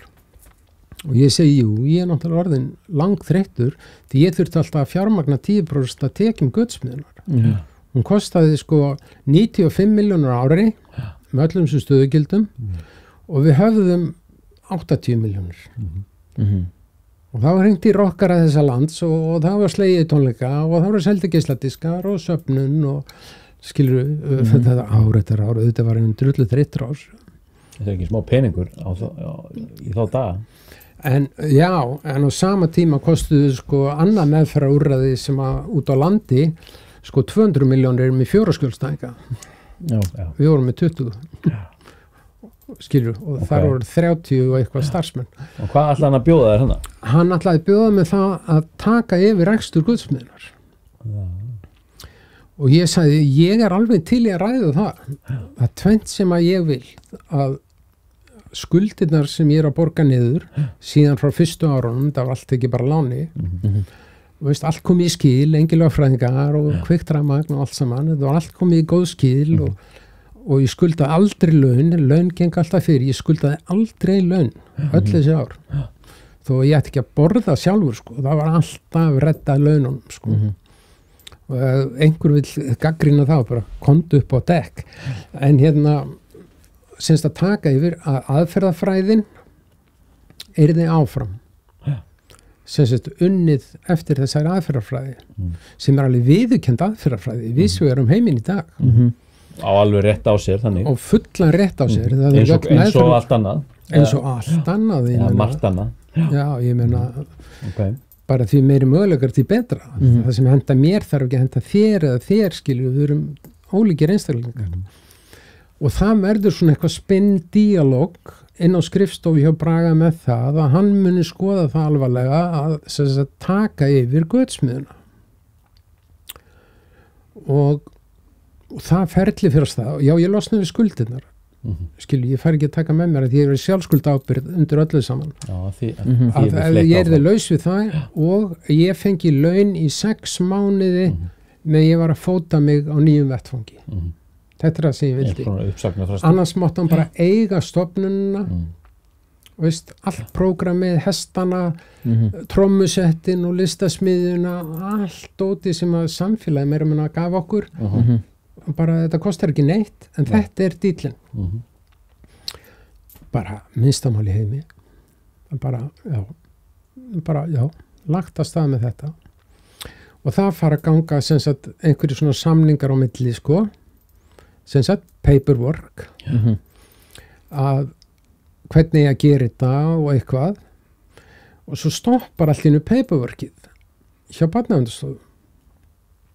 Og hérna og Bragi sem sagt á þessu tímabili segir hann við mig ef við komum inn núna og við sem sagt mitt starfsfólk tekur bara hægt og rólega yfir þetta er svona ófurleppast þú ferð út og við komum inn og þeir kom upp í götusmiði og halda fund með starfsfólki að þetta sé að gerast og bara fólk bara allir myndi halda vinnunni sinni og allt er það saman nema ég var að stíga til hliðar og ríkið væri raunverulega eða barnaverndarstofa að taka yfir starfsemina. ekkert óeðlilegt í þessu nema hvað, svo býði alltaf eftir sko lokapapírnum, bara skrif undir en hann kom aldrei. Nei, og þar kemur allt þetta fram, allir þessi skilmálar sem voru settir af þér í byrjun. Já, nema bak við þetta hjá Braga hann hafði aldrei leyfi til að ganga í þessa samninga.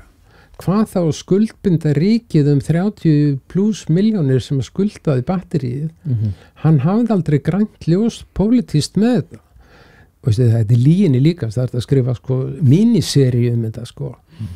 Þannig þegar ég fatta það að það er ekkert að koma og hætta að senda krakka, þá segi ég við hann, ekki hann er starfsmann hjá Barnaverndarstofu, ég fer bara aftur upp í Gautsmið, af því þeir voru búin að biðja mig að láta þetta óvilappa og starfsfólk Barnaverndarstofu að fara að koma bara og fara í greiningarnar, skilur bara eins og eitthvað sem ég var með í áður, að bara aðri konir inn. Þannig ég segi á einu tímapunkti svo við lögmannum minn, það er eitthvað að gerast þetta. Það er eitthvað sem meikar ekki sens. Nema hvað að samsæri? Sko, suma samsæriskenningar eru bara réttar. Ég áttaði mig ekki á að hann væri svona brútal.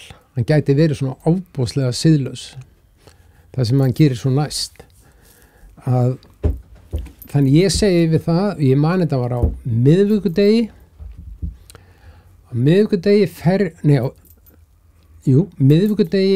fer ég upp í bara Gautsmiði sem voru ekki nema bara eins og húsun þarna, ég bjó bara á staðnum og mæti þar bara og það var einhver kvöldvakt sem var veik og náðist ekki að mannana en ég tek bara þessa kvöldvakt skilur og ganga frá í eldhúsinu og var oft í því sko, maður hljóp í skarðið þegar maður ætti vel til að fólk upp í sveit á hlaupum sko nema hvað að ég sé því ég kem inn á kvöldvaktina að það er ekki búið að ganga frá í eldhúsinu og starfsmaðurinn minn þá og gamall vin minn munið aldrei ráða vin ykkar í vinnu hann segir við mig ég tek ekki við skipunum frá þér ég segi, hvað meinar þú?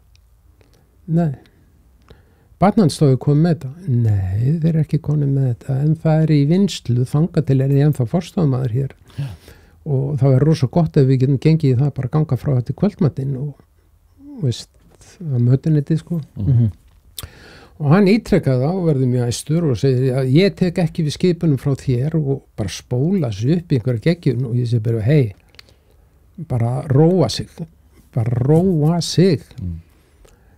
og þá segir hann ertu að regna mig veist þú pikkar fight skilurðu þá þú veist aldrei hann er nýbúin að segja við hann takk ekki skipinu frá þér en svo er hann að spyrja þig svo er hann að fallast eftir hvort þú setja rekan eða ekki, ég skil það ekki alveg hann var reyna að fá mig til að segja að ég var rekan skilju, það er ekki minn háttur bara að reka fólk á göngunum skilju, það hefur ákveðin ferli og pappíra og svona en hvað veldur þessum viðbröðum hjá honum, þessum gamla vini það kemur í ljós núna framhald sögunar nema hvað, ég segi við hann og náðu að halda róminni ég get nú verið mjög beittur en ég er ekki strigakjaftur þú nafnlaus maður ég var rosa til að þú færi bara heim ég skal bara taka vaktina klukkan er margt húsið er rólegt ertu að reka mig? Nei, ég vil þú fara heim og chillir bara ég vil ekki þú fara með sorgu fram í setustofu innan krakkana og hann bara fyrir út og skellir eldhúsinu og síðan veit ég ekki meir, hann bara fer og ég klára kvöldið, skrifa dagbók fyrir, skilju, allt bara nætuvaktin mætir og morgunin eftir kemur danskrárstjórinn snemm morgunin til mín og segir, þú verður að koma upp í Gautsmið, það er allt orðið brjálað og ég alveg, hvað er brjálað? Að því þú rakst Begga í gær, sagði ég nafnas getur þú sett blíp yfir það? En það skiptir sjálf sem er engum máli hann segja bara, hann bara fávita að mála heyrast en allavega hana og ég skil ekkit hvað er gangið þannig það er allt inni bara neyðafundum með mér og öllum krökkunum sem eru í meðferð Af hverju eru þau innúlegurðið í þetta? Bara út á ástandinu sem hafi myndast Já, sko hann var alveg vel liðin þessi gaur skilur, ég skil alveg af hverju, hann var í svona sígarettum dílingum framhjá og ég var búin að taka hann á teppið fyrir það sko, þannig að veist, þú ert ekki sígarettu viðskiptum við skjólstæðinga meðferðarstofnun unglinga sem eða raunverulega ekki reykinn sinni sko, skilur, þú bara gerir það ekki. En hann var vinsæll og skemmtilegur og tónlistarmaður og var með tónlistarsmiðin og allt þetta. Nema hvað að ég mæti bara inn í sal og ég mæti bara fullt af reiðum andlitum alveg bara, veist, og ég alveg bara, what? Og þá kemur það, þú rakst Begga í gær. Og ég alveg, nei. Hann satt þegar á leiðinu út kvöldið, hafði hann látið að detta, mummi rak mig, ég að fara heim. Hann skildi þess að drullukukku eftir. Altså hjá unglingunum? Já, þetta á 15. Ég leiðrétti þetta allt saman. Og segi, nei, Beggi vinur minn, hann, veist, á skítadaga eins og ég og við og skilur og þetta var ekki dagurinn hans og ég bauð hann bara og bað hann að fara heim. Og svo bara lempast þetta svo einhverja fabulasjónir hvort það gangi illa í hjónabandinu hans ég stoppa að því að tala trúnað þarna mig ég baði trúnað við það að það væri ekki að fabulara hjónaband starfsmanns skilur við vitum ekkert hjónaband hans skilur við og síðan spinnst umræðan upp í það að trúnað, hvar trúnaðar eigi við og ekki við. Og trúnaðarinn sem sagt meðal dópheimsins. Og ég segi orðrétt, takk ef þetta lekil örlagasetning. Og ég segi, menn hafa auðveldlega verið hnébrotnir fyrir að brjóta trúnað á götunni. Og það, skilur við. Orðrétt, eftir mér haft alveg rétt og svo bara klárast fundurinn. Þú segir þetta alltaf í viðvist þessara unglinga stór hópur að trúnan á götunni þá var nýbúið að saga því einn hafi verið boraður í hnið og út að núti og alls konar suppuskapur og ég segi þegar menn brjóta trúnaðan á götunni þau þekkja hana heim og eftir að hyggja kannski eitthvað sem þú hefðir ekki átt að láta út þér en ég talaði raunverulega bara tungumálið sko þetta var ekkert úr mínum karakter skilur veist, þannig nema hvað, þetta á 5. degi og dagurum bara líður og allir í mat og prógram og blari jari og svo þarf ég að mæta á fund hérna í borgina og föstudagsmorgni út af starfseminni þegar lögmaðurinn minn hringir í mig fyrir hádegi 11 á föstudagsmorgni og segir haltu þér fast. Það komin rúta í hlaðið og þetta komið inn á RÚV, það verið að loka götusmiðinni af því að þú hótar að hnébrota börnin. Ég sverða það på börnin mín. Þetta atburðarásin. Þarna loksins. Ég átti eftir 2 ár af samningi sem var ekki hægt að rifta nema vanemdir og hvar voru vanendirnar. Ég var tilbúin að láta samningin á höndum bara ef við gengjum frá svo díl svona. Skilur við? Og ég bara, what the fuck, og ég mæti austur, það var bara staðin tómur, búið fjarla í alla. Hvert var að fara með börn? Það alveg brandar út af fyrir sig. Nema hvað, fyrsta sem ég sé því ég kem í hlaðið, það bara RÚV með myndavél í andlita mér, varst að beita börnin ofbeldi. Ég var ekki eins og átt að máðu hvað var að gerast.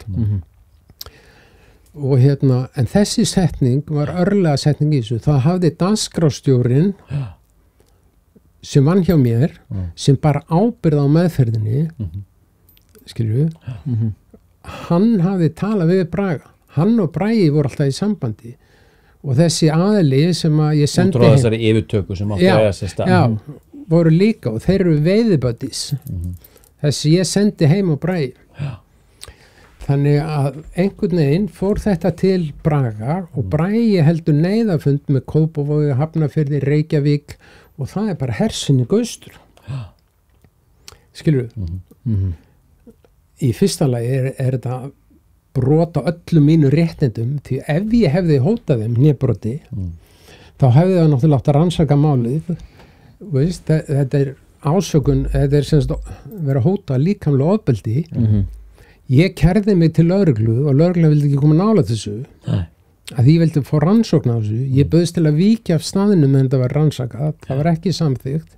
Heldur Leik Bragi svona eitthvað fórnarlamshlutverk, bauð fjölskyldum götusmiðina áfallahjálp niður í barnaverndarstofu. Og þetta fór allt í fjölmiðla. Og í hvers skipti sem hann gerði eitthvað varð ég meiri krimmi, sko.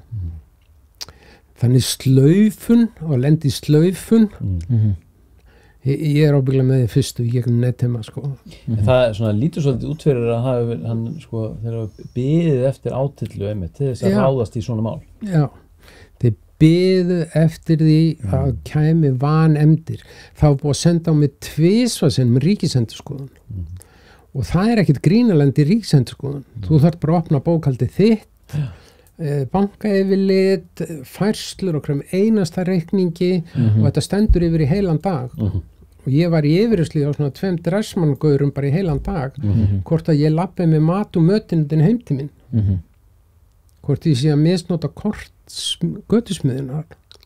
En svo segir hann hérna, sko, þetta er það sem ég fann hérna í gær, sko, sko, segir Bragi meðal annars að undirrót lokunar götusmiðunar væri stjórnunarvandi forstöðumannsins, Mumma, sem væri farin að bitna á meðferðinni og skaða börnin sem væru í meðferð.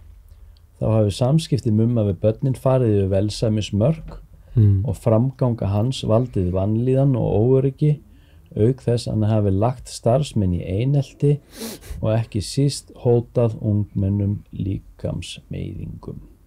Smá orð. Allt þetta sem lastu miðvikudagskvöldi með þessum starfsmanni. Ég lagði hann í einelti, starfsmannavandamál, ólga í unglingunum. Þetta er allt tekið saman á 24 tímum. Já, þetta er áhugavert. Og tilbúið til RÚV á hádegi á föstudag. Matreitt. Og ég fekk aldrei að svara á þetta. Ég var aldrei kallaður, ég baði fund með ráðherra. Árna Pál, hann hljópi í felur. Hann er svo mikið luðraður sem maður að hálfa yfirdrið. Ég vonast ekki skildur ykkur. Hann hljópi í felur. Ég fekk aldrei, og ekki nóg með það, að Bragi ætlaði að skilja mig eftir með alla milljónirnar. Alla skuldinar. Og ég satt eftir með fullt af skuldum og kom mjög illa út úr þessu fjárhagslega. Og en nema hann myndi borga. Og aðalmálið þessu líka það sem hann gerði og setti líka í fjölmiðla, hann meinaði mér að því starfsfólk áðu uppsagnarfrest. Þá sveik hann það að það átti bara að loka götusmiðjunni. Það átti aldrei að reka hana. Það stóð aldrei til að reka hana. Átti bara að loka henni. Það var aldrei til neitt fjármagn til að reka götusmiðju. Þetta var bara hans bullshit við mig. Hann hann þurfti að borga samningin, sko. En nú eru komið vanefndir, hann í góðmennsku sinni borgaði starfsfólkinu mínu uppsagnarfrestina, en hann vildi ekki borga til götusmiðjur svo ég geti með sjálfsvirðingu borga mínu starfsfólki. Þetta kom það frá honum. Já, og það fór í fjölmiðla. Að því mér var ekki treyst fyrir, sjáðu hvernig leikrit er spilað, veist. En áður en við förum þá í rauninni svona hvernig eftirmálarnir að þessu urðu og svona hvort þetta sé búin að ná einhverjum rótum eitthvað staðar og hvar þessi maður er í dag, ég er alveg áhuga að vita það. Þá var ég til í að fá að vita svona hver er, af hverju þessi aðför?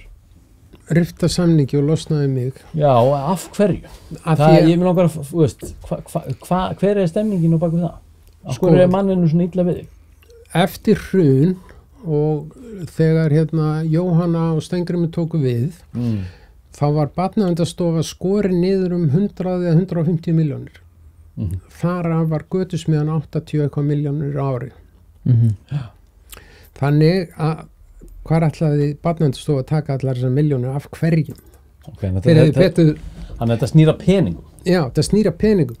Þeir hefðu þá betur loka Laugalandi sem var ítrekka búið að klaga starfsfólk undan ofbeldi sem er núna í fjölmiðlum síðustu árin skiljur og rannsókn. Það var ítrekkað búið að Bragi vissu öllu því ofbeldi alla tíð það er skráningar þessar stelpur klöguðu, það var ekkert gert við það og þessi gaur sem að rak heimilið og konunans, þau held áfram að meiða þessar stelpur. Ég meina, þetta er í öllum fjölmiðlum. En það komu aldrei neinar klögur eða kvartanir á þig frá þeim unglingum sem voru hjá þér í meðferðum. Þetta er rauninni það eina sem að umræðir, það er þetta atvik þarna sem á sér staðan kvöldið. Já, það er að summar upp þarna og þetta er skýrsla, það sem var gerð úttekt á öllum meðferðarstofnunum á Íslandi frá X til X, hvort hún nær til 2010 eða 2007, átti mamma ekki, óháð, skilurðu, ekki eitt ofbeldisatvik, ekki eitt. Ég man eftir einu sem ég get kallað ofbeldisatvik, einu atriði sem var alveg big deal fyrir okkur. Það var þannig að var strákur í meðferð hjá okkur og hann var sem sagt starfsmaður sem vann í guðsmunni sem var, segjum að feld okkur hans að vera móðgandi og hann var búinn að ráðast að þessu starfsmanni endurtökið með rasista viðbjóð og sama hvernig við tæklum þetta var reiður ungu maður, göttustrákur, hann hætti ekki, eitt kvöldi fekk starfsmaðurinn nóg. Hann tók heljarmenni þessi gaur sko, hann tók hann, vaktinn sem var með honum, útsett ára kvöld til, og tók bara svona í öxlinn á honum, lappaði með hann út úr hurðinni, sett hann út fyrir, lokaði, og tók gítarinn hans og hent honum eftir honum út og ég fekk símtal annarkvort lappaði starfsfólkið út eða ef þessu er ekki fyllt eftir Já, svo að þessi strák var búinn að bjúsa hann veist, með öllu ljótu ennorðunum og djöfull og veist, og hann búinn að láta gangi við sem mjög lengi þannig að við vissum raunverulega hvað var að gerast bara, og þetta var til að skrá þetta var skráð hjá okkur sem eina atvikið og ég bara segi það hreint út, flettið upp þessari skýrslu, þið sem heyrið þetta podcast, skoðið skýrsluna, götusmiðan kemur með flying colors út úr þessu öllu saman. Besti árangurinn bara by far af öllum öðrum ólöstum. En þá er þá ekki þessi aðför alveg fyrir eitthvað óskiljanleg? Úr því að skýtur viðgengst á öðru stöðum og annað sko. Peninga, sko. En okkur er þá ekki að skera niður fjárframlög til Laugalands eða hvaða er skilin? Okkur er þú? Af því það hentaði svo vel að hann losnaði við mig. Ekki bara klæðaburðurinn og útlitið og árann. Og ég er gamalt götubarn og ég tala bara svona og er alveg óhræddur að þetta fara inn í díalóg með fólki og skilurðu? En svo hefur götusmiðan þá starfsemi sína aftur í byrjun október 2014. Já. Hvernig má það vera? Sko, það voru fyrir starfsmenn götusmiðunar og við sem hittumst að því að það var svo mikið að útigangskrökkum sem að eiga ekki heimikist skilinu og hugmyndin var að endurvekja götusmiðuna sem neyðaratkvar eins og hún byrjaði 97. Það bara ekki meðferðarúrræði? Nei, neyðaratkvar og við sem sagt förum í það að græja það og söfnum pening til að opna neyðaratkvar upp á Höfða með 2, 4, 6, 8 10 rúm sem sett bara það sem þetta byrjaði? Já, ekki í sama húsnæði en upp á Höfða já, og þetta er þið bara rekið með þeim forsendum eins og neyðaratkvar og ég sagði við þau ég er til í að koma þessu upp af því maður setti ýmislegt maður setti upp útvarpsstöðvar, sjónvarpsstöðvar og alls konar batteri í gegnum ævina þannig maður sjóaður að setja upp hluti og meðferðarstofnanir ég ætlaði að vera með og koma þessu up and running og svo myndi ég draga mig í hlé skilur og þá kemur í ljós að semst og það obvious var þetta því ég var andlitið á þessu að kalla þetta götusmiðan en svo kom það í ljós að þegar ég var farin út úr þessu að það skaðaði meira það var alltaf hvað er mummi veist, þannig að þau breyttu nafn þannig að götusmiðan semst var ekki lengur heldur það hétt ljósbrot eða ég manni þetta ekki skilju, en meiningin var aldrei að ég ætla að halda áfram að vinna við neyðaratkvar, ég er náttúrulega útbrunnin Þannig að þú ekki staldrað þarna lengi við. Þetta tók nokkra mánuði sko. En ég stóði þess að ég sagði, ég skal hjálpa við að allt sem ég á og kann inn í þetta og 2 fyrrum starfsmenn og bara það vantar neður atkvarf fyrir ungt fólk og vantar ennþá. En eru búin að vera einhverju svona eftirmálar af öllu þessu ferli, þessari allugu og ég meina þú skilgreinir þetta sem mannorðsmorð. Já, og þú þarft ekki annað en að googla nafnið þitt á Google og þá ertu bara að koma greinarnar í hrönnum, sko. Ég veit það og ég veit aldrei þegar fólk stendur, ég sé að fólk að horfa mig, kannast þau andlitað mér, ég veit aldrei hvort það að sér mig sem skúrk eða góða gæjan. En ég fæ oft, sko, takk fyrir alltaf góða starf sem hún gerðir, en svo fæ ég líka, skilur, varst þú ekki að misnota þetta eitthvað? Veist. En máli það síðan þetta gerðist náttúrulega orðin 12 ár. Ég búin að fara í 1000, ég segi ekki 1000, þetta gróflega íkt tala, 10, ábyggilega yfir 100 atvinnuviðtöl. Farið ekki vinnu? Ég fæ viðtölin, ég fæ ekki vinnuna. Okay. Ég veist, slöfunin þannig, skilur, ég umdeldur og störf sem að ég geti unni með vinstri, skilur, oft tengt, hef ég sótt í að vinna með fólki að ég góður í því, ég tengist fólki. Veist, bara þess svona nætuvarsla eða eitthvað ég fæ viðtalið en ég fæ ekki vinnuna þannig ég eini sem riði mig vinnu, gaman að segja fyrir því og ekki Bíkó kredit fyrir það að Bíkó bauði með deildastjórastöðu og ég var í Bláagallanum í næstu heilt ár og bara takk fyrir Bíkó og þeir sáu líka þetta sem á netinu en hann horfði með gæðinu og sagði mikið lífsreynsli þér veist, og ég sem listamaður hefur þurft að mála mörg hús ævina Já, fórstu ekki erflist í tónlistaheiminu líka Þú varst í málingadeildinni Já, svo hljóp mér alltaf að mála þig og millið þess sem hafi hvað að gera En hvað með, þú veist, hvað myndi gerast í dag að þú myndir mæta þessu manni út á götu og förnum vegi honum Braga Hvað myndi gerast?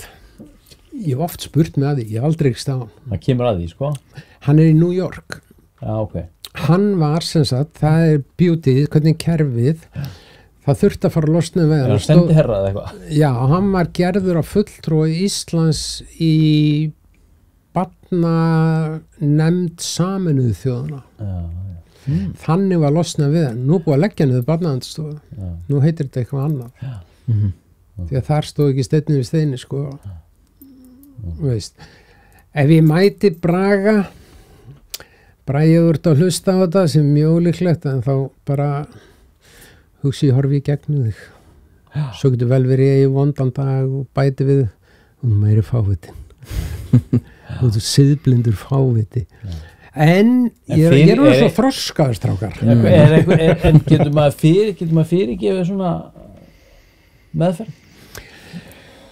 Á einu stað ég ekkert búin að fyrirgefa þetta því að sko þetta eyðilagði líf mitt þetta var ævistarfi mitt, ég lagði allt undir ég misti allt Það stendur hérna, ég fór bara hvínandi pípandi hausinn missi íbúðuna, mótuhjólið og allt saman og var útrópaði sem ofbeldismadur einmitt og þess vegna vil ég fá rannsókn á þessu því ég get ekki verið alls konar kjaftfor og you name it en ég er ekki ofbeldismadur, þú vildi fá rannsókn þú fær ekki rannsókn málið dött, sópa undan teppið hljóma svolítið svoleiðis En það sem gerist þannig að ég misti algjörlega undan með fætunar. Ég fór ekki að drekka það neitt svoleiðis. En ég fór í félur, ég var félagsfælin. Ég svona forðaðist að vera inn mannfjölda. Mér fannst ég vera seki gæinn, sko. Ég tók það borð í þessu. Ég þróaði með mig kvíðaröskun, sko. Veist, ég gerði það, já. Ég fekk ekki vinnu. Ég var á atvinnuleysisbótum með það endist. Svo ég sniður í minn eitthvað vinnustofu og listasmiðju sem ég smíða hluti ég í handrit að skrifum og hef stundum verið svona skriftdoktor með öðrum og svona farið yfir handrit og svona og einu svona bjarga mér og þannig að En þetta máli bara, þetta liggur bara hana Þetta bara liggur hana og ég er búin að auglýsa eftir í alla götu síðan þetta yrði rannsakað En svona tjáning eins og þessi svona í einhverjum miðli, hvort sé podcast eða fjölmiðlum og annað, hefur það ekki hjálpað til? Hefur ekki getað nota röddina?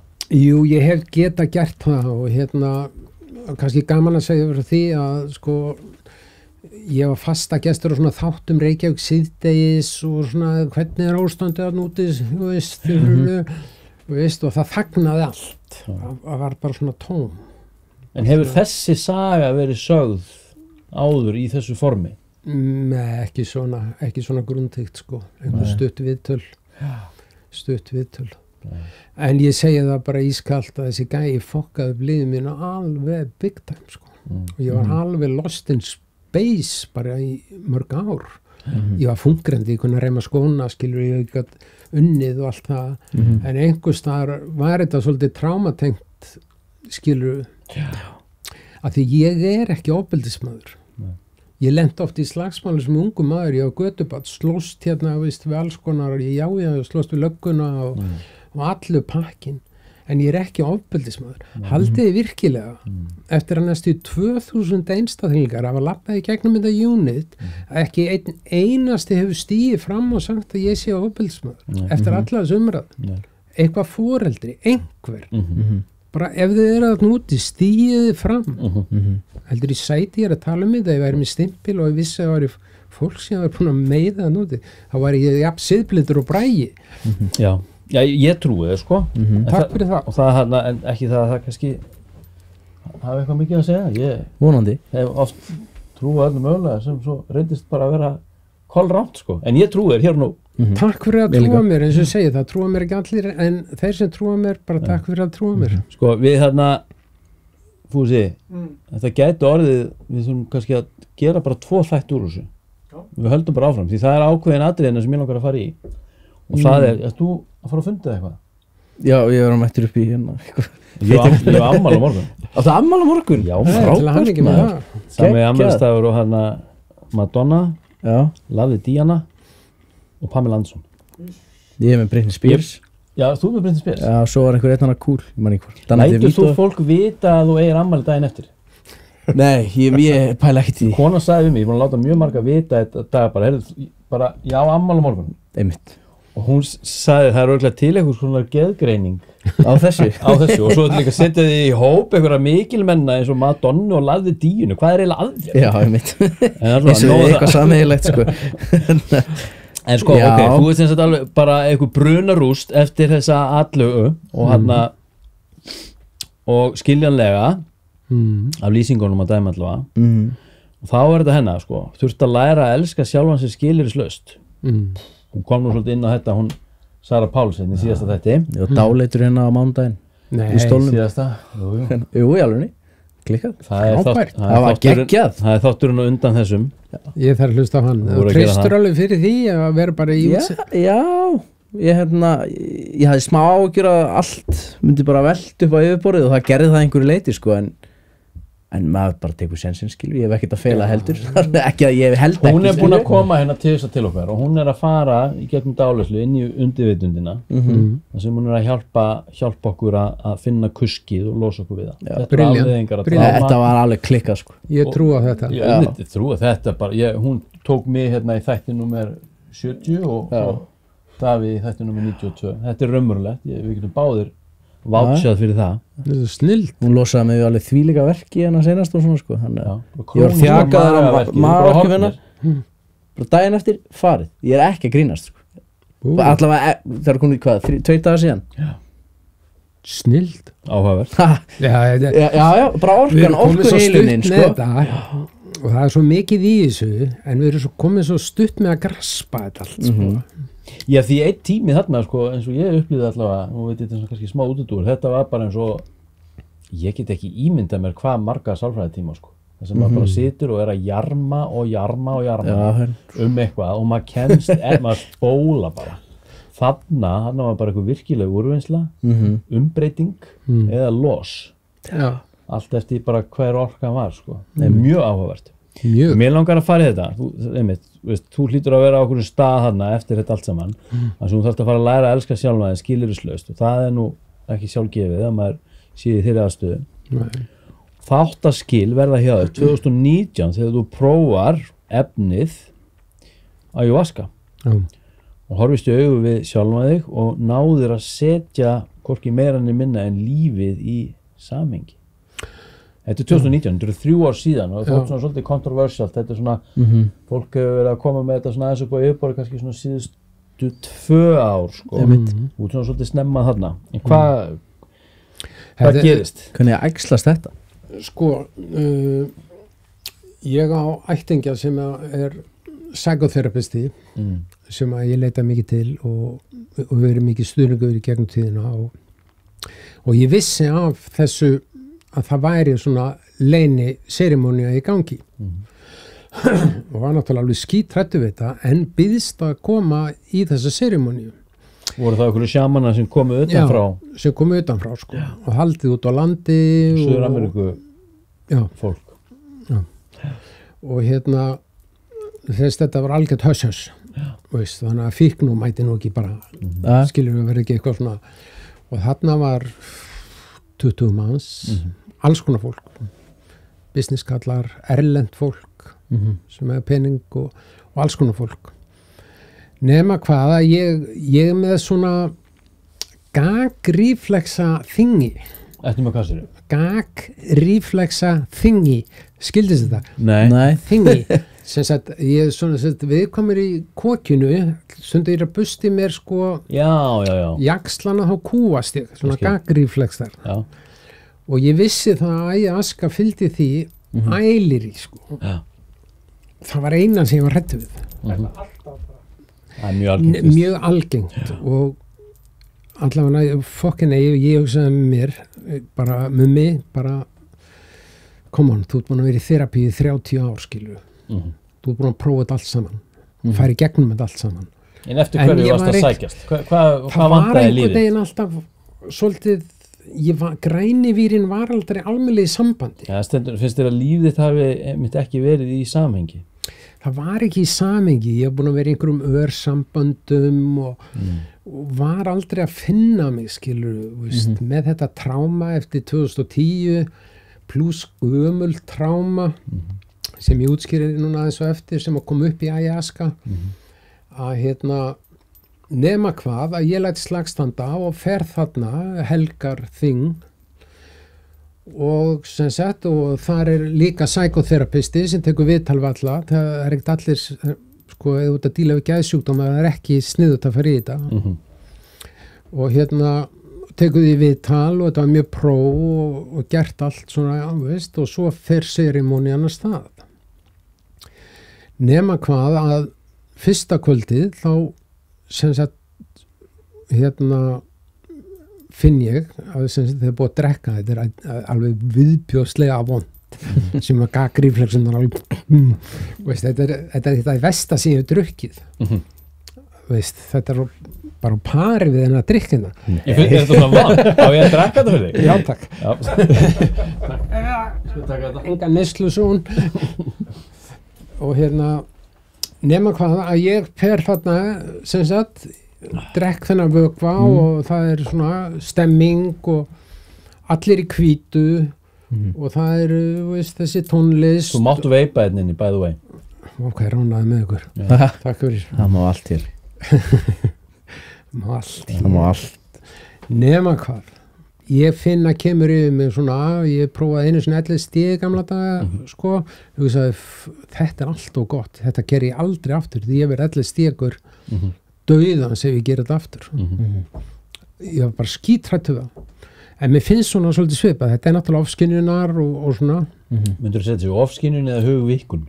Hugvikkun því að sko og það sem gerist þetta kvöld er það að semst ég byrja að kúast og svo loksins ældi ég bara eins og fólk gerir Svo múki já, bara einu sem svona og svo er það bara búið okay. Þetta er ekki ælandi alla serimóníuna þetta er bara, og þeir segja þessi partur af hreinsunni veist, þú ælir og og ég fer bara undir bara í eitthvað ástand og upplifi svoleiðis martraðir dauðans ég man eftir gömlu martröðum í barnæsku og í gegnum lífið og alls konar og þetta var algjör viðbjöður. Var þetta visuált bara? Já, visuált bara detail pressaði brjóskarnast í svona svörtu tómi skilur þú flaust, þetta var svona eins og sci-fi sen einhver í geimnum og veist og ég alveg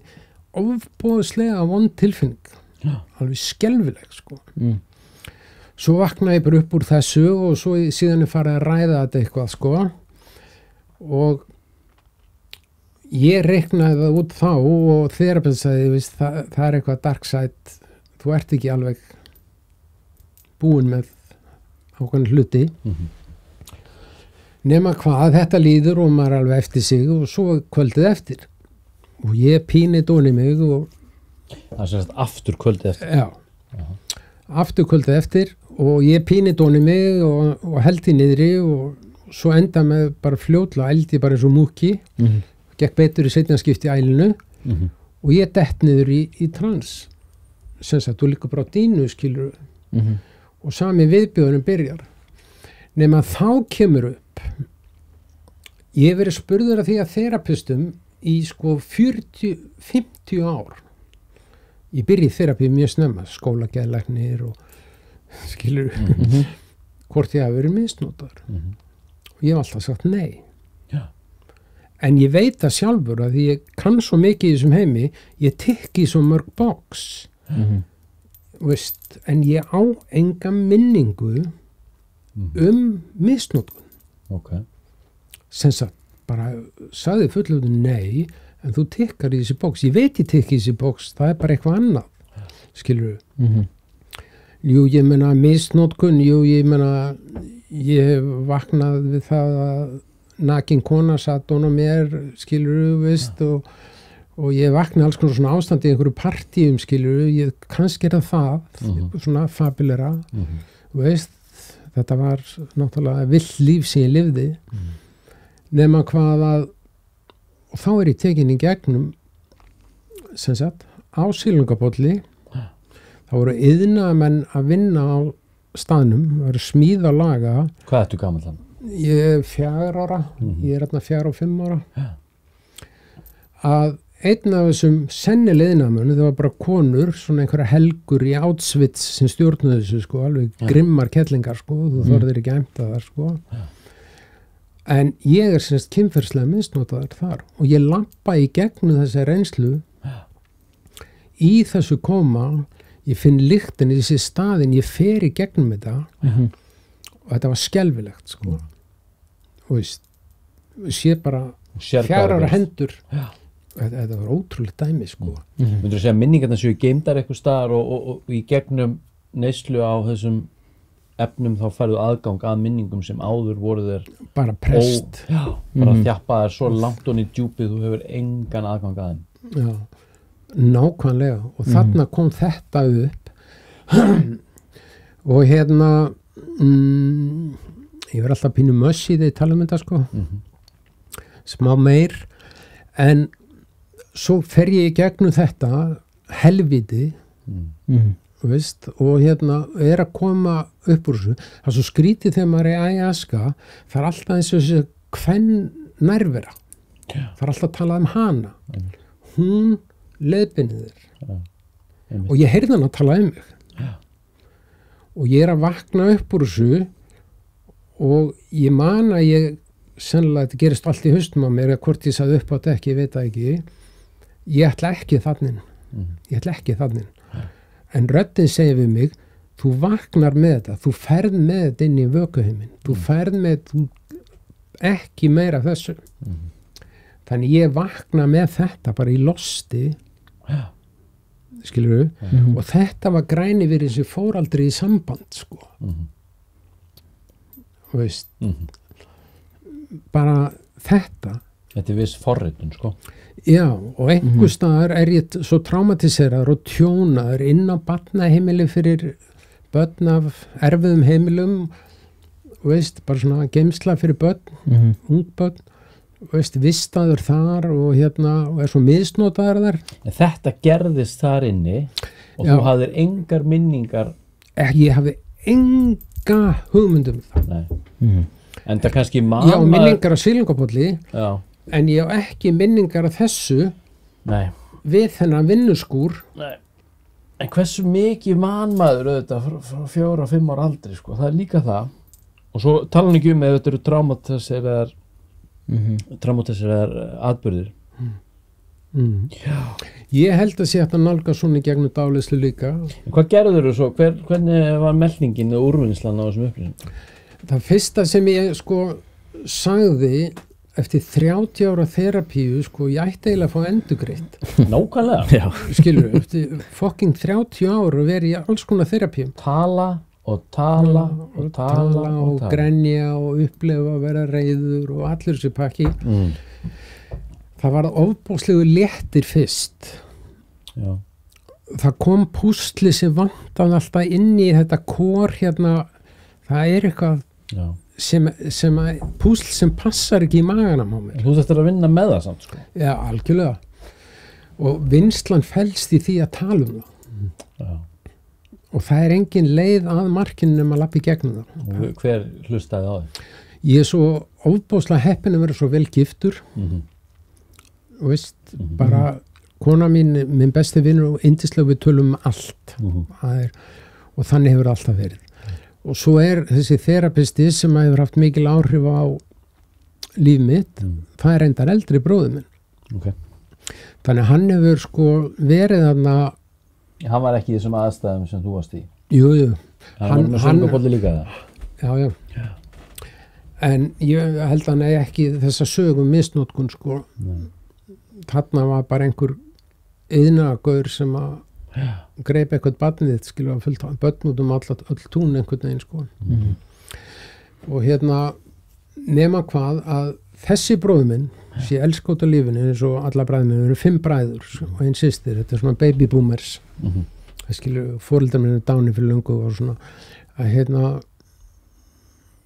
sem sagt get hvílt í konunni minni með hvað sem ég get grátið í fangin á henni, ég get hlegið í fangin á henni, það allt opið. Nefnum langar að segja eina sögu sem var svona örlagasaga í öllu þessu ferli. Þannig var að ég eftir mig að hent út á Vogi eftir 7, ég var svo lélegur alkohólisti og þá hérna hringi ég í bróðið minn, ég búin að vera kannski edrú í 2-3 mánuði og þetta meikaði engan fucking sense.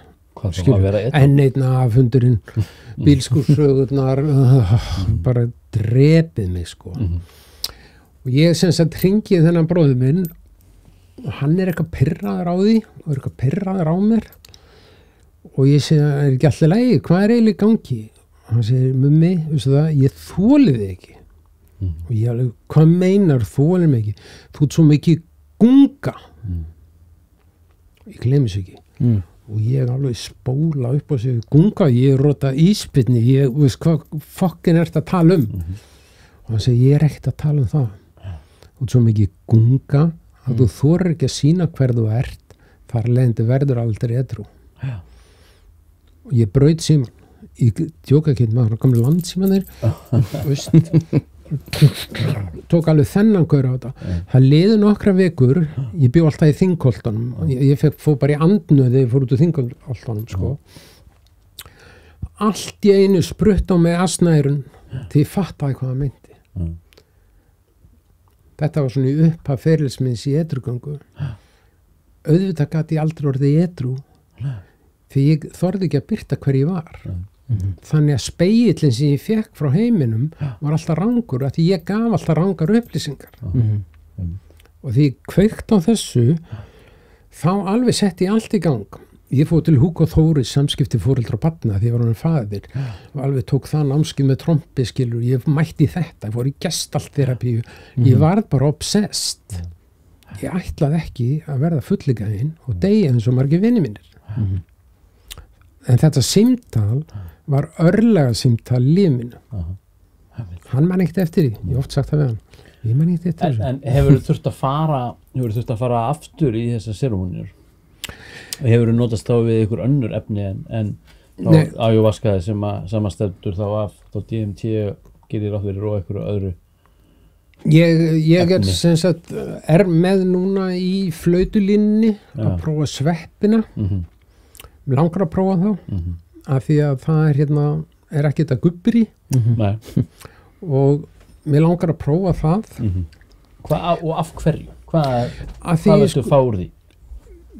Sko það sem gerðist í Ægiaskan var það að tilfinningaflóran og heimurinn og bara heimsmyndin sem er innra með mér, hún skýrðist öll upp. Hún fór í svona mjúka línur. Hún var svolítið kaos. Það var svona tilfinningi sem kemur því að setja upp með sjálfa mig, hef ekkert að gera eða síma eða neitt skilur, þá kemur stundum þetta kaos og ég verð að gera eitthvað. Ég veit ekki hvert ég er að koma mér til skila.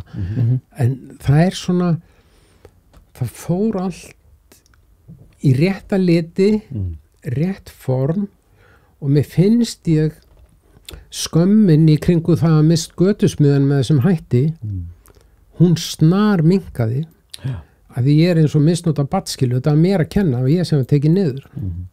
Einhvers það var ég búin að taka þetta inn í sáliðið mitt, ég var bara glataður, ég beiti bara starfsfólk einelti og stel peningum og veist í alvöru, ég var bara mjög confused með þetta.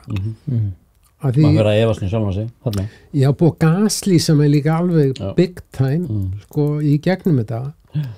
En ég fekk ákveðna ró gagnvart götusmiðumálinu og þannig að létti að ég þó að það hefur ofboðslega sárt og þurfti að díla við það í gráti og vanlíðan og deila því með öðrum þessi misnotkun skilur og ég er óhræddur við að tala um það, ég er óhræddur að sýna það.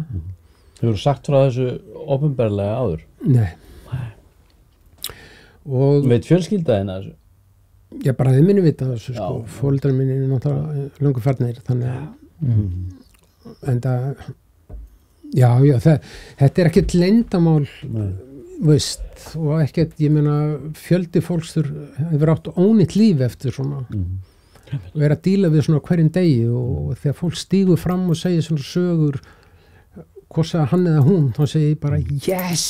En til þess að geta farið á þessa staði í þessa þjáningu og endur lifaður inn í þessa þjáningu sem þú hefur ekki horfst í augu við öll þessi ár þarftu ekki að hafa eitthvað ákveðið element í þér þetta hugrekki, en svona eitthvað ákveðið svona fuck it element.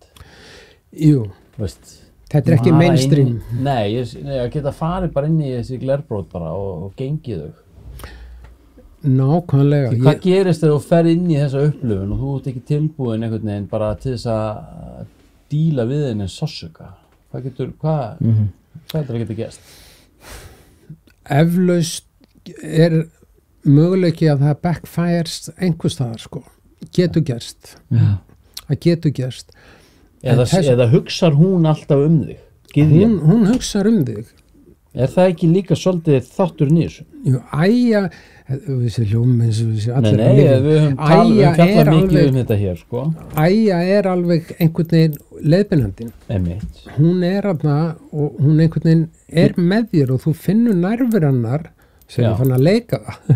Getur verið að þér sé í rauninni aðeins fært það sem að Æja viti að þú ert tilbúin til þess að geta díla við? Algjörlega. Og ég held að skipti rosalega máli að fólk sé ekki að fikta við þetta heim í stofu, sko. Nei. Að sé ábyrgt fólk í kring. Hvernig þú lappar inn í þetta. Ef þú lappar inn í þetta fullur af gremju og reiði, sko. Þá get ég ímyndað mér að það geti eskilerast í einhverja þvælu. Og það er að eiga sér stað svo mikið þróun í gangi í þessum efnum og það er að verða regluverk sko. Ég talaði nú við eina vinkonu okkar sem er að veita þessa þjónustu og þá aðalega með sveppi í dag hérna í Reykjavík og hún sko tekur ekki inn skjólstæðinga eða kunna nema þeir séu í samtalsmeðferðum hjá sálfræðingum, altså bæði fyrir og í eftirvinnslu og þá vísa ég í þáttinn með henni Lilju Sif sko. Einmitt. Og það, þú bara skrifar henni til plagg sko. Þú kemur ekki út á götu sko. Það bara ekki í boði sko. Ég skil það rosalega vel, en það er gaman að segja frá því að það er búið að gefa leyfi gegnum Lyfjastofnun Bandaríkjanna með þessa sveppi sko, að þeir eru farnir að prufukeyra þá inn, þetta virka efni í þeim, en sko þetta er líka lykilatriði, það er sko, nú eigum við heimsmet í geðlyfjaáti, veist, fólk á öllum aldri, og það sem er krúsjalt við þetta lyfjaát er viðtalsmeðferð. Lyfin ein og sér gera ekki trixið fyrir þig. Þú þarft alltaf að vera í viðtalsmeðferð, þannig að þetta sem þú segir skilji mjög vel. Já, allavega þá til þess að móta sko, ásetningin og forsendur sko. Því svo ferðu inn í reynsluna og þar eru auðvitað heilunin sko, eins og einhver sagði í því samhengi, þetta bara jafnast af við 100 sálfræðitíma því þér er hent í reynsluna sko. Því þú verður að endur upplifa reynsluna í þeim skilningi að losna undan henni sko. Því hún kemur inn í kerfið og hún þarf að fara sömu leið út sko. There is no way to it except through it sko. Það er það sem þú svo upplifir, þín reynsla þarna. Já, ég lampi í gegnum þetta og fæ ljóslifandi minningar en sjálfi mitt vildi gleyma þessu og leiðinni vera að vakna. Ég vildi ekki vakna með þetta. Nei, en svo færðu hjálp frá hvað? Æju? Svo kemur ægið þarna og segir þú ferð með þetta og hún skipa með það að fara með þetta sem sagt, inn í vakandi sem sagt, og ég opna augun og fyrir átta með aðstæðum sko. Þetta er næsti þáttur, við tökum bara æju vaska serumanni hér inni. Það er cool. Bara 8 tíma þáttur. Við tveirina bara eitthvað ælandi út allt. Það væri geggjað. Sko, og verður þá hérna, því þetta er náttúrulega að banna, verður þá hérna leiðbeinandi með einhverja svona Kúkus Klan-hettu eða eitthvað svoleiðis til þess að vera hérna já, einmitt svo þess að geta að bera kennsl. Já, þetta er geggjað, við erum komin sko í 2 klukkutíma og 13 mínútur. Er það grínast í mér? Nei. Herregud. Og ég veit að við gætum alveg haldið áfram sko. Ég veit að líka. Ég er eini gæinn sem hefur fengið sko 4 föstudaga í röð hjá Jónasi Jónasinni í kvöldsögum. Já.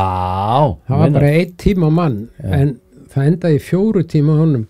Ég á alveg, strákar, ég á svo brjálaða lífsreynslu, það er svo mikið í sögunum minni og ekkert á sér leyndamál. Hvort svo er hnífabardaðir í Austur-Þýskalandi eða einhvers þar annars staðar, skilur við. Þetta er endalaust. Þetta er búin mjög skemmtilegt. Þú er líka ekki leiðilegur sko. Takk fyrir. Nei. Það er búin að vera mjög gaman að hlusta á þau. Takk fyrir það. Og hérna, þetta er rosalega. Það er mörg að taka. Það er rosalega mikið að taka og takk fyrir mig, það voru gaman að koma til ykkar enn í Þvottásun. Ég hef aldrei farið í svona podcast áður. Það líður svolítið sem þessi útvarpi, nema maður veit þetta er ekki live, þannig að maður er mjög rólegur gagnvart mikrofónunum. Já, og myndavélinni. Þessi litla, hún er þarna. Já. En sko, ertu ekki með, sko, það er sko oft biðjum lokaorð. Ég bætti við hérna, það er allt svo framtíðarsýn. Já. Og auðvitað lokaorð, en framtíðarsýn, það var það sem kom til mín svona í þínu samhengi sko. Búið að vera svo mikið partí, þetta er bara búið að vera eitthvað partí, allt þetta dót sem þú búin að vera að gangi í gegnum. Það er ekki eitthvað að fara að róa það niður? Ég er mjög rólegur, ég hef reynda mótjólan þá. Já, inn í stofu. Stendur inn á stofugólfi. Einmitt. Og hérna. Hvað sérðu fyrir þér? Út með 6 börn, 8 barnabörn. Já. Og Þórunn, er það núverandi konaðinn? Hvað sérðu? Hver er núverandi konaðinn? Þórunn. Það er Þórunn. Doktor. Hún á 4 börn og 4 barnabörn, þannig að allt í allt eru afkomendur 22. Aðeins stykki. Er þetta eitthvað sem fellur inn í þessa framtíðarsýn? Veistu það er nú einhvern veginn þannig að þetta er svo mikið af fólki að við gefum bara númerðu. Já. Bara númer 13 og 12. Nei, þetta er ljótt. Börnum minn er að fyrirgefa skan, pabbi minn, þetta ekki. Nei, að við elskum börnun okkar og barnabörnun okkar. En sko, sambandi okkar Þórunnar verður til fljótlega eftir að ég aska. veist, búin að reyna einhver örsambandum æfina, átt langt sambandum æfina, skilurðu, og einhver staðar, Þórunn, kona minn, er fyrsta konan, takk eftir í sinuna, ég leyfi henni að elska mig. Af því ég var loksins tilbúin til þess að, sko, veist, ég leyfði henni að elska mig, ég var ekki hræddur við hana, ég leyfði henni að elska mig og hún leyfði mér að elska sig tilbaka, skilur. Er það ekki því sjálfskjærleikurinn orðin skilyrðislaus? Jú, ég mötti segja það, en við pörum okkur alls konar ástæðum. Við getum verið með trophy vibe, við erum íþróttafólk eða við erum svo mikið peningum, við pörum okkur alls konar ástæðum. Sko, við pöruðum okkur bara út frá sálinn okkar, veist, við erum bara tvær svipaðar sálir sem tikkuð, sem smulluð saman. 3,5 ára síðar er þetta bara eins og, sko, þetta er bara. Það er bara, hún er að bjarga heiminum og ég styð hann í því, hún er í Finnlandi núna á einhverju ráðstefnu, hún er doktor í umhverfisvísindum og fann á aldils við umræðin í dag, en lokaorðin eru, það eru, og pælingin er, jú, ég er hættur í partíinu, ég er löngu hættur í partíinu og mér langar að eiga tíman minn sjálfur. Þegar ég var ungur, það man ég eftir að kallarnir sögðu oft, sko, tíminn er svo dýrmætur. Bara, hvaða froða er nú þetta? Tíminn er svo dýrmætur. Nú er ég ánið 60 plus, ég vil vera við stjórn á mínum eigin tíma. Ég vil ekki nota tíminn í meðvirkni eða annað. Ég vil, þetta hljóma er egocentrist, en það er ekki það sem ég meina. Mér langar að gera hluti fyrir fólk og því ég beðin, en ég segi alveg hyglust nei ef mér langar ekki að gera það. Þannig að tíminn sem ég á eftir í þessu jarðríki, alltaf ég verið með konunni minni og eiga hann alltaf og verja tíma minnum út frá okkur og mér. Þó það sé bara brása á Netflix, en þá er það ég sem valdi það að brása á Netflix. Ég þarf ekki að vera að móka skurði eða setja upp sjónvarpsstöð eða útvarpsstöð eða blari. Been there, done that. Ég vil vera við stjórn á eigin tíma og leyfa fólki að elska mig og elska fólk tilbaka. Love is all you need. Gekkja maður. Amen. Make love, not war, sko. Heldur betur maður. Herðu, já. Þetta er rosalegt. Þetta var þungt, þetta var heavy. Herðu, við ætlum að fara í nokkur orð frá sponsorum og svo ætlum við að leysa því út hérna með lítilli gjöf sem áttur að reynast þið vel í lúsmíinu, þarna út í sveit þess að þú býrð. Spísbendur. Herðu, það er kombucha. Gambrin. Drykkurinn. Það var reyndar ágætur, það á reyndi, sko. Ég elska þetta, sko. Mér finnst þetta Mér finnst það geðveikt. Og sérstaklega, ég er náttúrulega líka, ég er óvirkur alki, sko. Eða skilgrinni mig sem slíkan. Ertu ekki bara manneskja? Jú, ég er það alveg í botnin, sko. Svo er ég með alls konar svona undirflokka, sko. Sem eru allir hverfulir. Því mennskan er það eina sem er eilíft, sko. Það er eilíðar eðlið, kallið minn. En það sem, sko, þegar ég gleymi að setja þetta í skáp og þetta fara að gerjast, þá finnst mér þetta best, sko. Það ekki? Og kikkaritinn. Kikkaritinn. En allavega, nóg það. Kombucha hefur afgerandi áhrif á þarmaflóruna og ég get alveg tekið undir það. Þar hefst taugakerfið og þarmaflóran eða kerfið er svo basically ónæmiskerfið, þannig að það er jafnvægi í þarmaflórunni, þá er ónæmiskerfið að virka og ég verð ekki veikur. Bara aldrei? Nei, ég vil meina það, hefði ég verið með kombucha í lífminu þegar ég fekk til dæmis COVID, þá hefði ég örugglega ekki fundið fyrir einkennum. Stór orð. En ef maður er blokkeraður. Já. Ég er náttúrulega þetta málið. Blokkeraður? Já. Ég veit ekki, hvað meinarðu blokkeraður? Iðralega blokkeraður. Já, ég held það. Er það málið? Svo myndi ég bara ráðleggja að fara í dálislu eða í vaska eða ristil skólun. Ristil skólun. Já, það sem ég gerir, talandi njálg, það sem hjálpa mér, ég er náttúrulega búin að vera líka mikið á Indlandi og ég kynntist sko skólunni þar, sko. Og þegar ég innréttaði baðherbyggi mitt, ég hef aldrei sagt frá þessu í podcastinu. Nei. Þá, sem sagt, setti ég sprautu við hliðina á klóstinu, búin að síðan, það er svona salatbissa, með tvöföldum þrýsting, þannig ég get stilt bæði þrýstingin á stöðugröpunni og hitastig og svo get ég líka letið setja svona ekstra þrýstjarna, þetta er orðið svona eins og lightsaber, þetta er eins og geislasverð, þetta er svo stórt til þess að stjórna kraftunum á buninu því ég var að fá ómikinn kraft þegar ég tók í byssuna, það var alltaf skvættast út allt. Þannig að núna vinn ég með vatnið og ég fann að vinna með vatnið svona svolítið langan tíma og þetta er svona vassblandari sem blandar vatninu heitt og kalt saman þannig ef við stillum ákveðin hátt og byrjar að kalt en á svona 2 mínútum því að lagnakerfið er þannig. Ertu að stinga sig upp í anusin? Nei, ekki alveg, en bara svona 2 þumlungum frá og bara eins mikið kraft og hægt er og ekki inni, það er alveg hægt það er bara svolítið ósnyrtilegt en svo verður vatni smátt og smátt heitt ég er að vinna með mjög heitt vatn núna þessa dagana Ertu þá ekki bara eins og unga barn hérna? Jú, ég er með sko hreinasta ristil og raskat í rauðagerðinu ég er að segja það en þeir eru flestir alveg vel en lifa sko kombucha er að hjálpa talandi um kombucha, það er að hjálpa heilbrigðum gerlum í kviðnum svo skóla ég á mér görnina sjálfur og það er í boði mín sjálf. Það er mikið tekið af þessa dagana garðnaskólun. Ég algjörlega. Ég líka á Indlandi þá var let ég mikið sprauta svona volgri, svona arjuvetiskri jurtaolíu upp í rassinn á mig líka sko.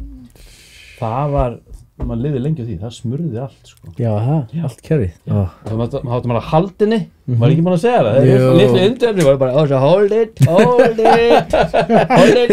then release. Og þá háttum maður að sleppa því í klostinu. Og með þeir horfðu á mig, 15 ára með yfirvaraskegg. Þeir eru allir með yfirvaraskegg, þeir fæðast með yfirvaraskegg í Indlandi. Jeez, já. En heyrðu, Þvottahúsið elskar kombucha. Gott CBD, það er Hemp Living, Urriðaholtsstræti 24 eða vefverslun.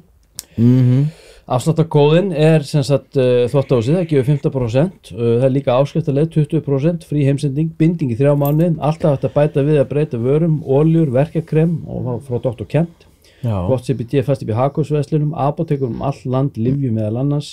Einnig vill ég benda á, ég var þarna upp frá í dag, ný 200 fermetra búð, alveg huge, ég var að hjálpa Sigga að hengja upp málverk.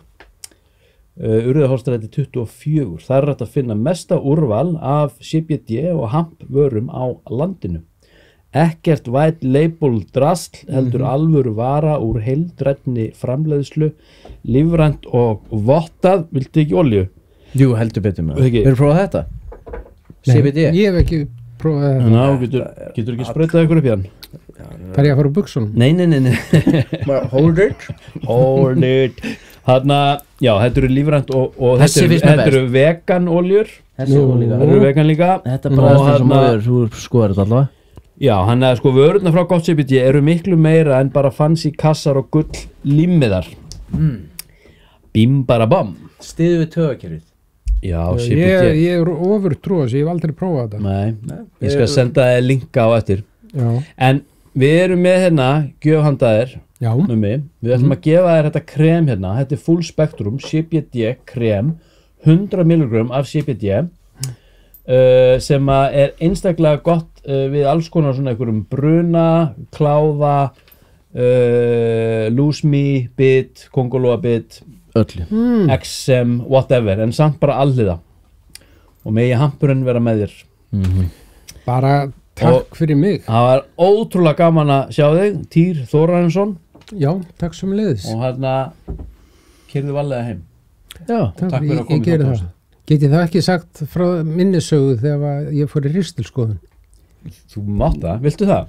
Já, ég verð að segja nú svo fyndin. Ég elska ristilskoðun. Já, ég var daginn að því þema er svolítið ristilþing. Já, við byrjum þar og endum þar. Endum þar. Þannig var að ég fór til læknis á Helluða því guðsmiðan var upp í Heklurætur og ég kendi einhverja eymsla á óviðandi stöðum í æxlunarfærunum og fer til læknis og þar læknis sem að held ég heiti Svanur og er mikill maður á velli, mikill. Tók hann hérna? Jésús, menn ég ekki að fara. Þú ætti alltaf að velja læknana sem eru mest petit. Já, það var ekkert í boðinu, bara einn læknir á hellu. Og nema ég vissi ekkert hvað ég var að fara út í og hann segir ég þarf að skoða blöðruhálskirtilinn. Og ég alveg græn, skilur, skoða hann, hvernig gerum að það?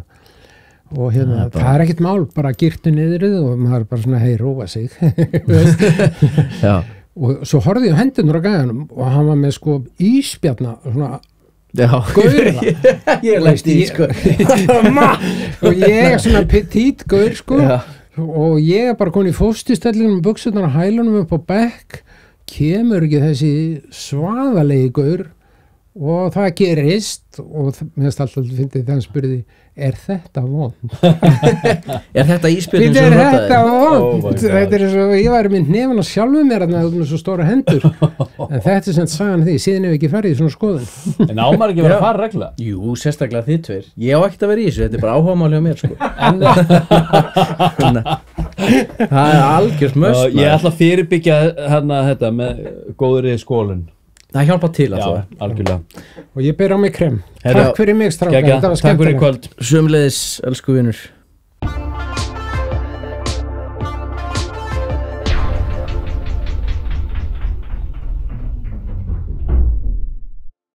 Frá náttúrunni til þín. Gott CBD er einfaldlega betra.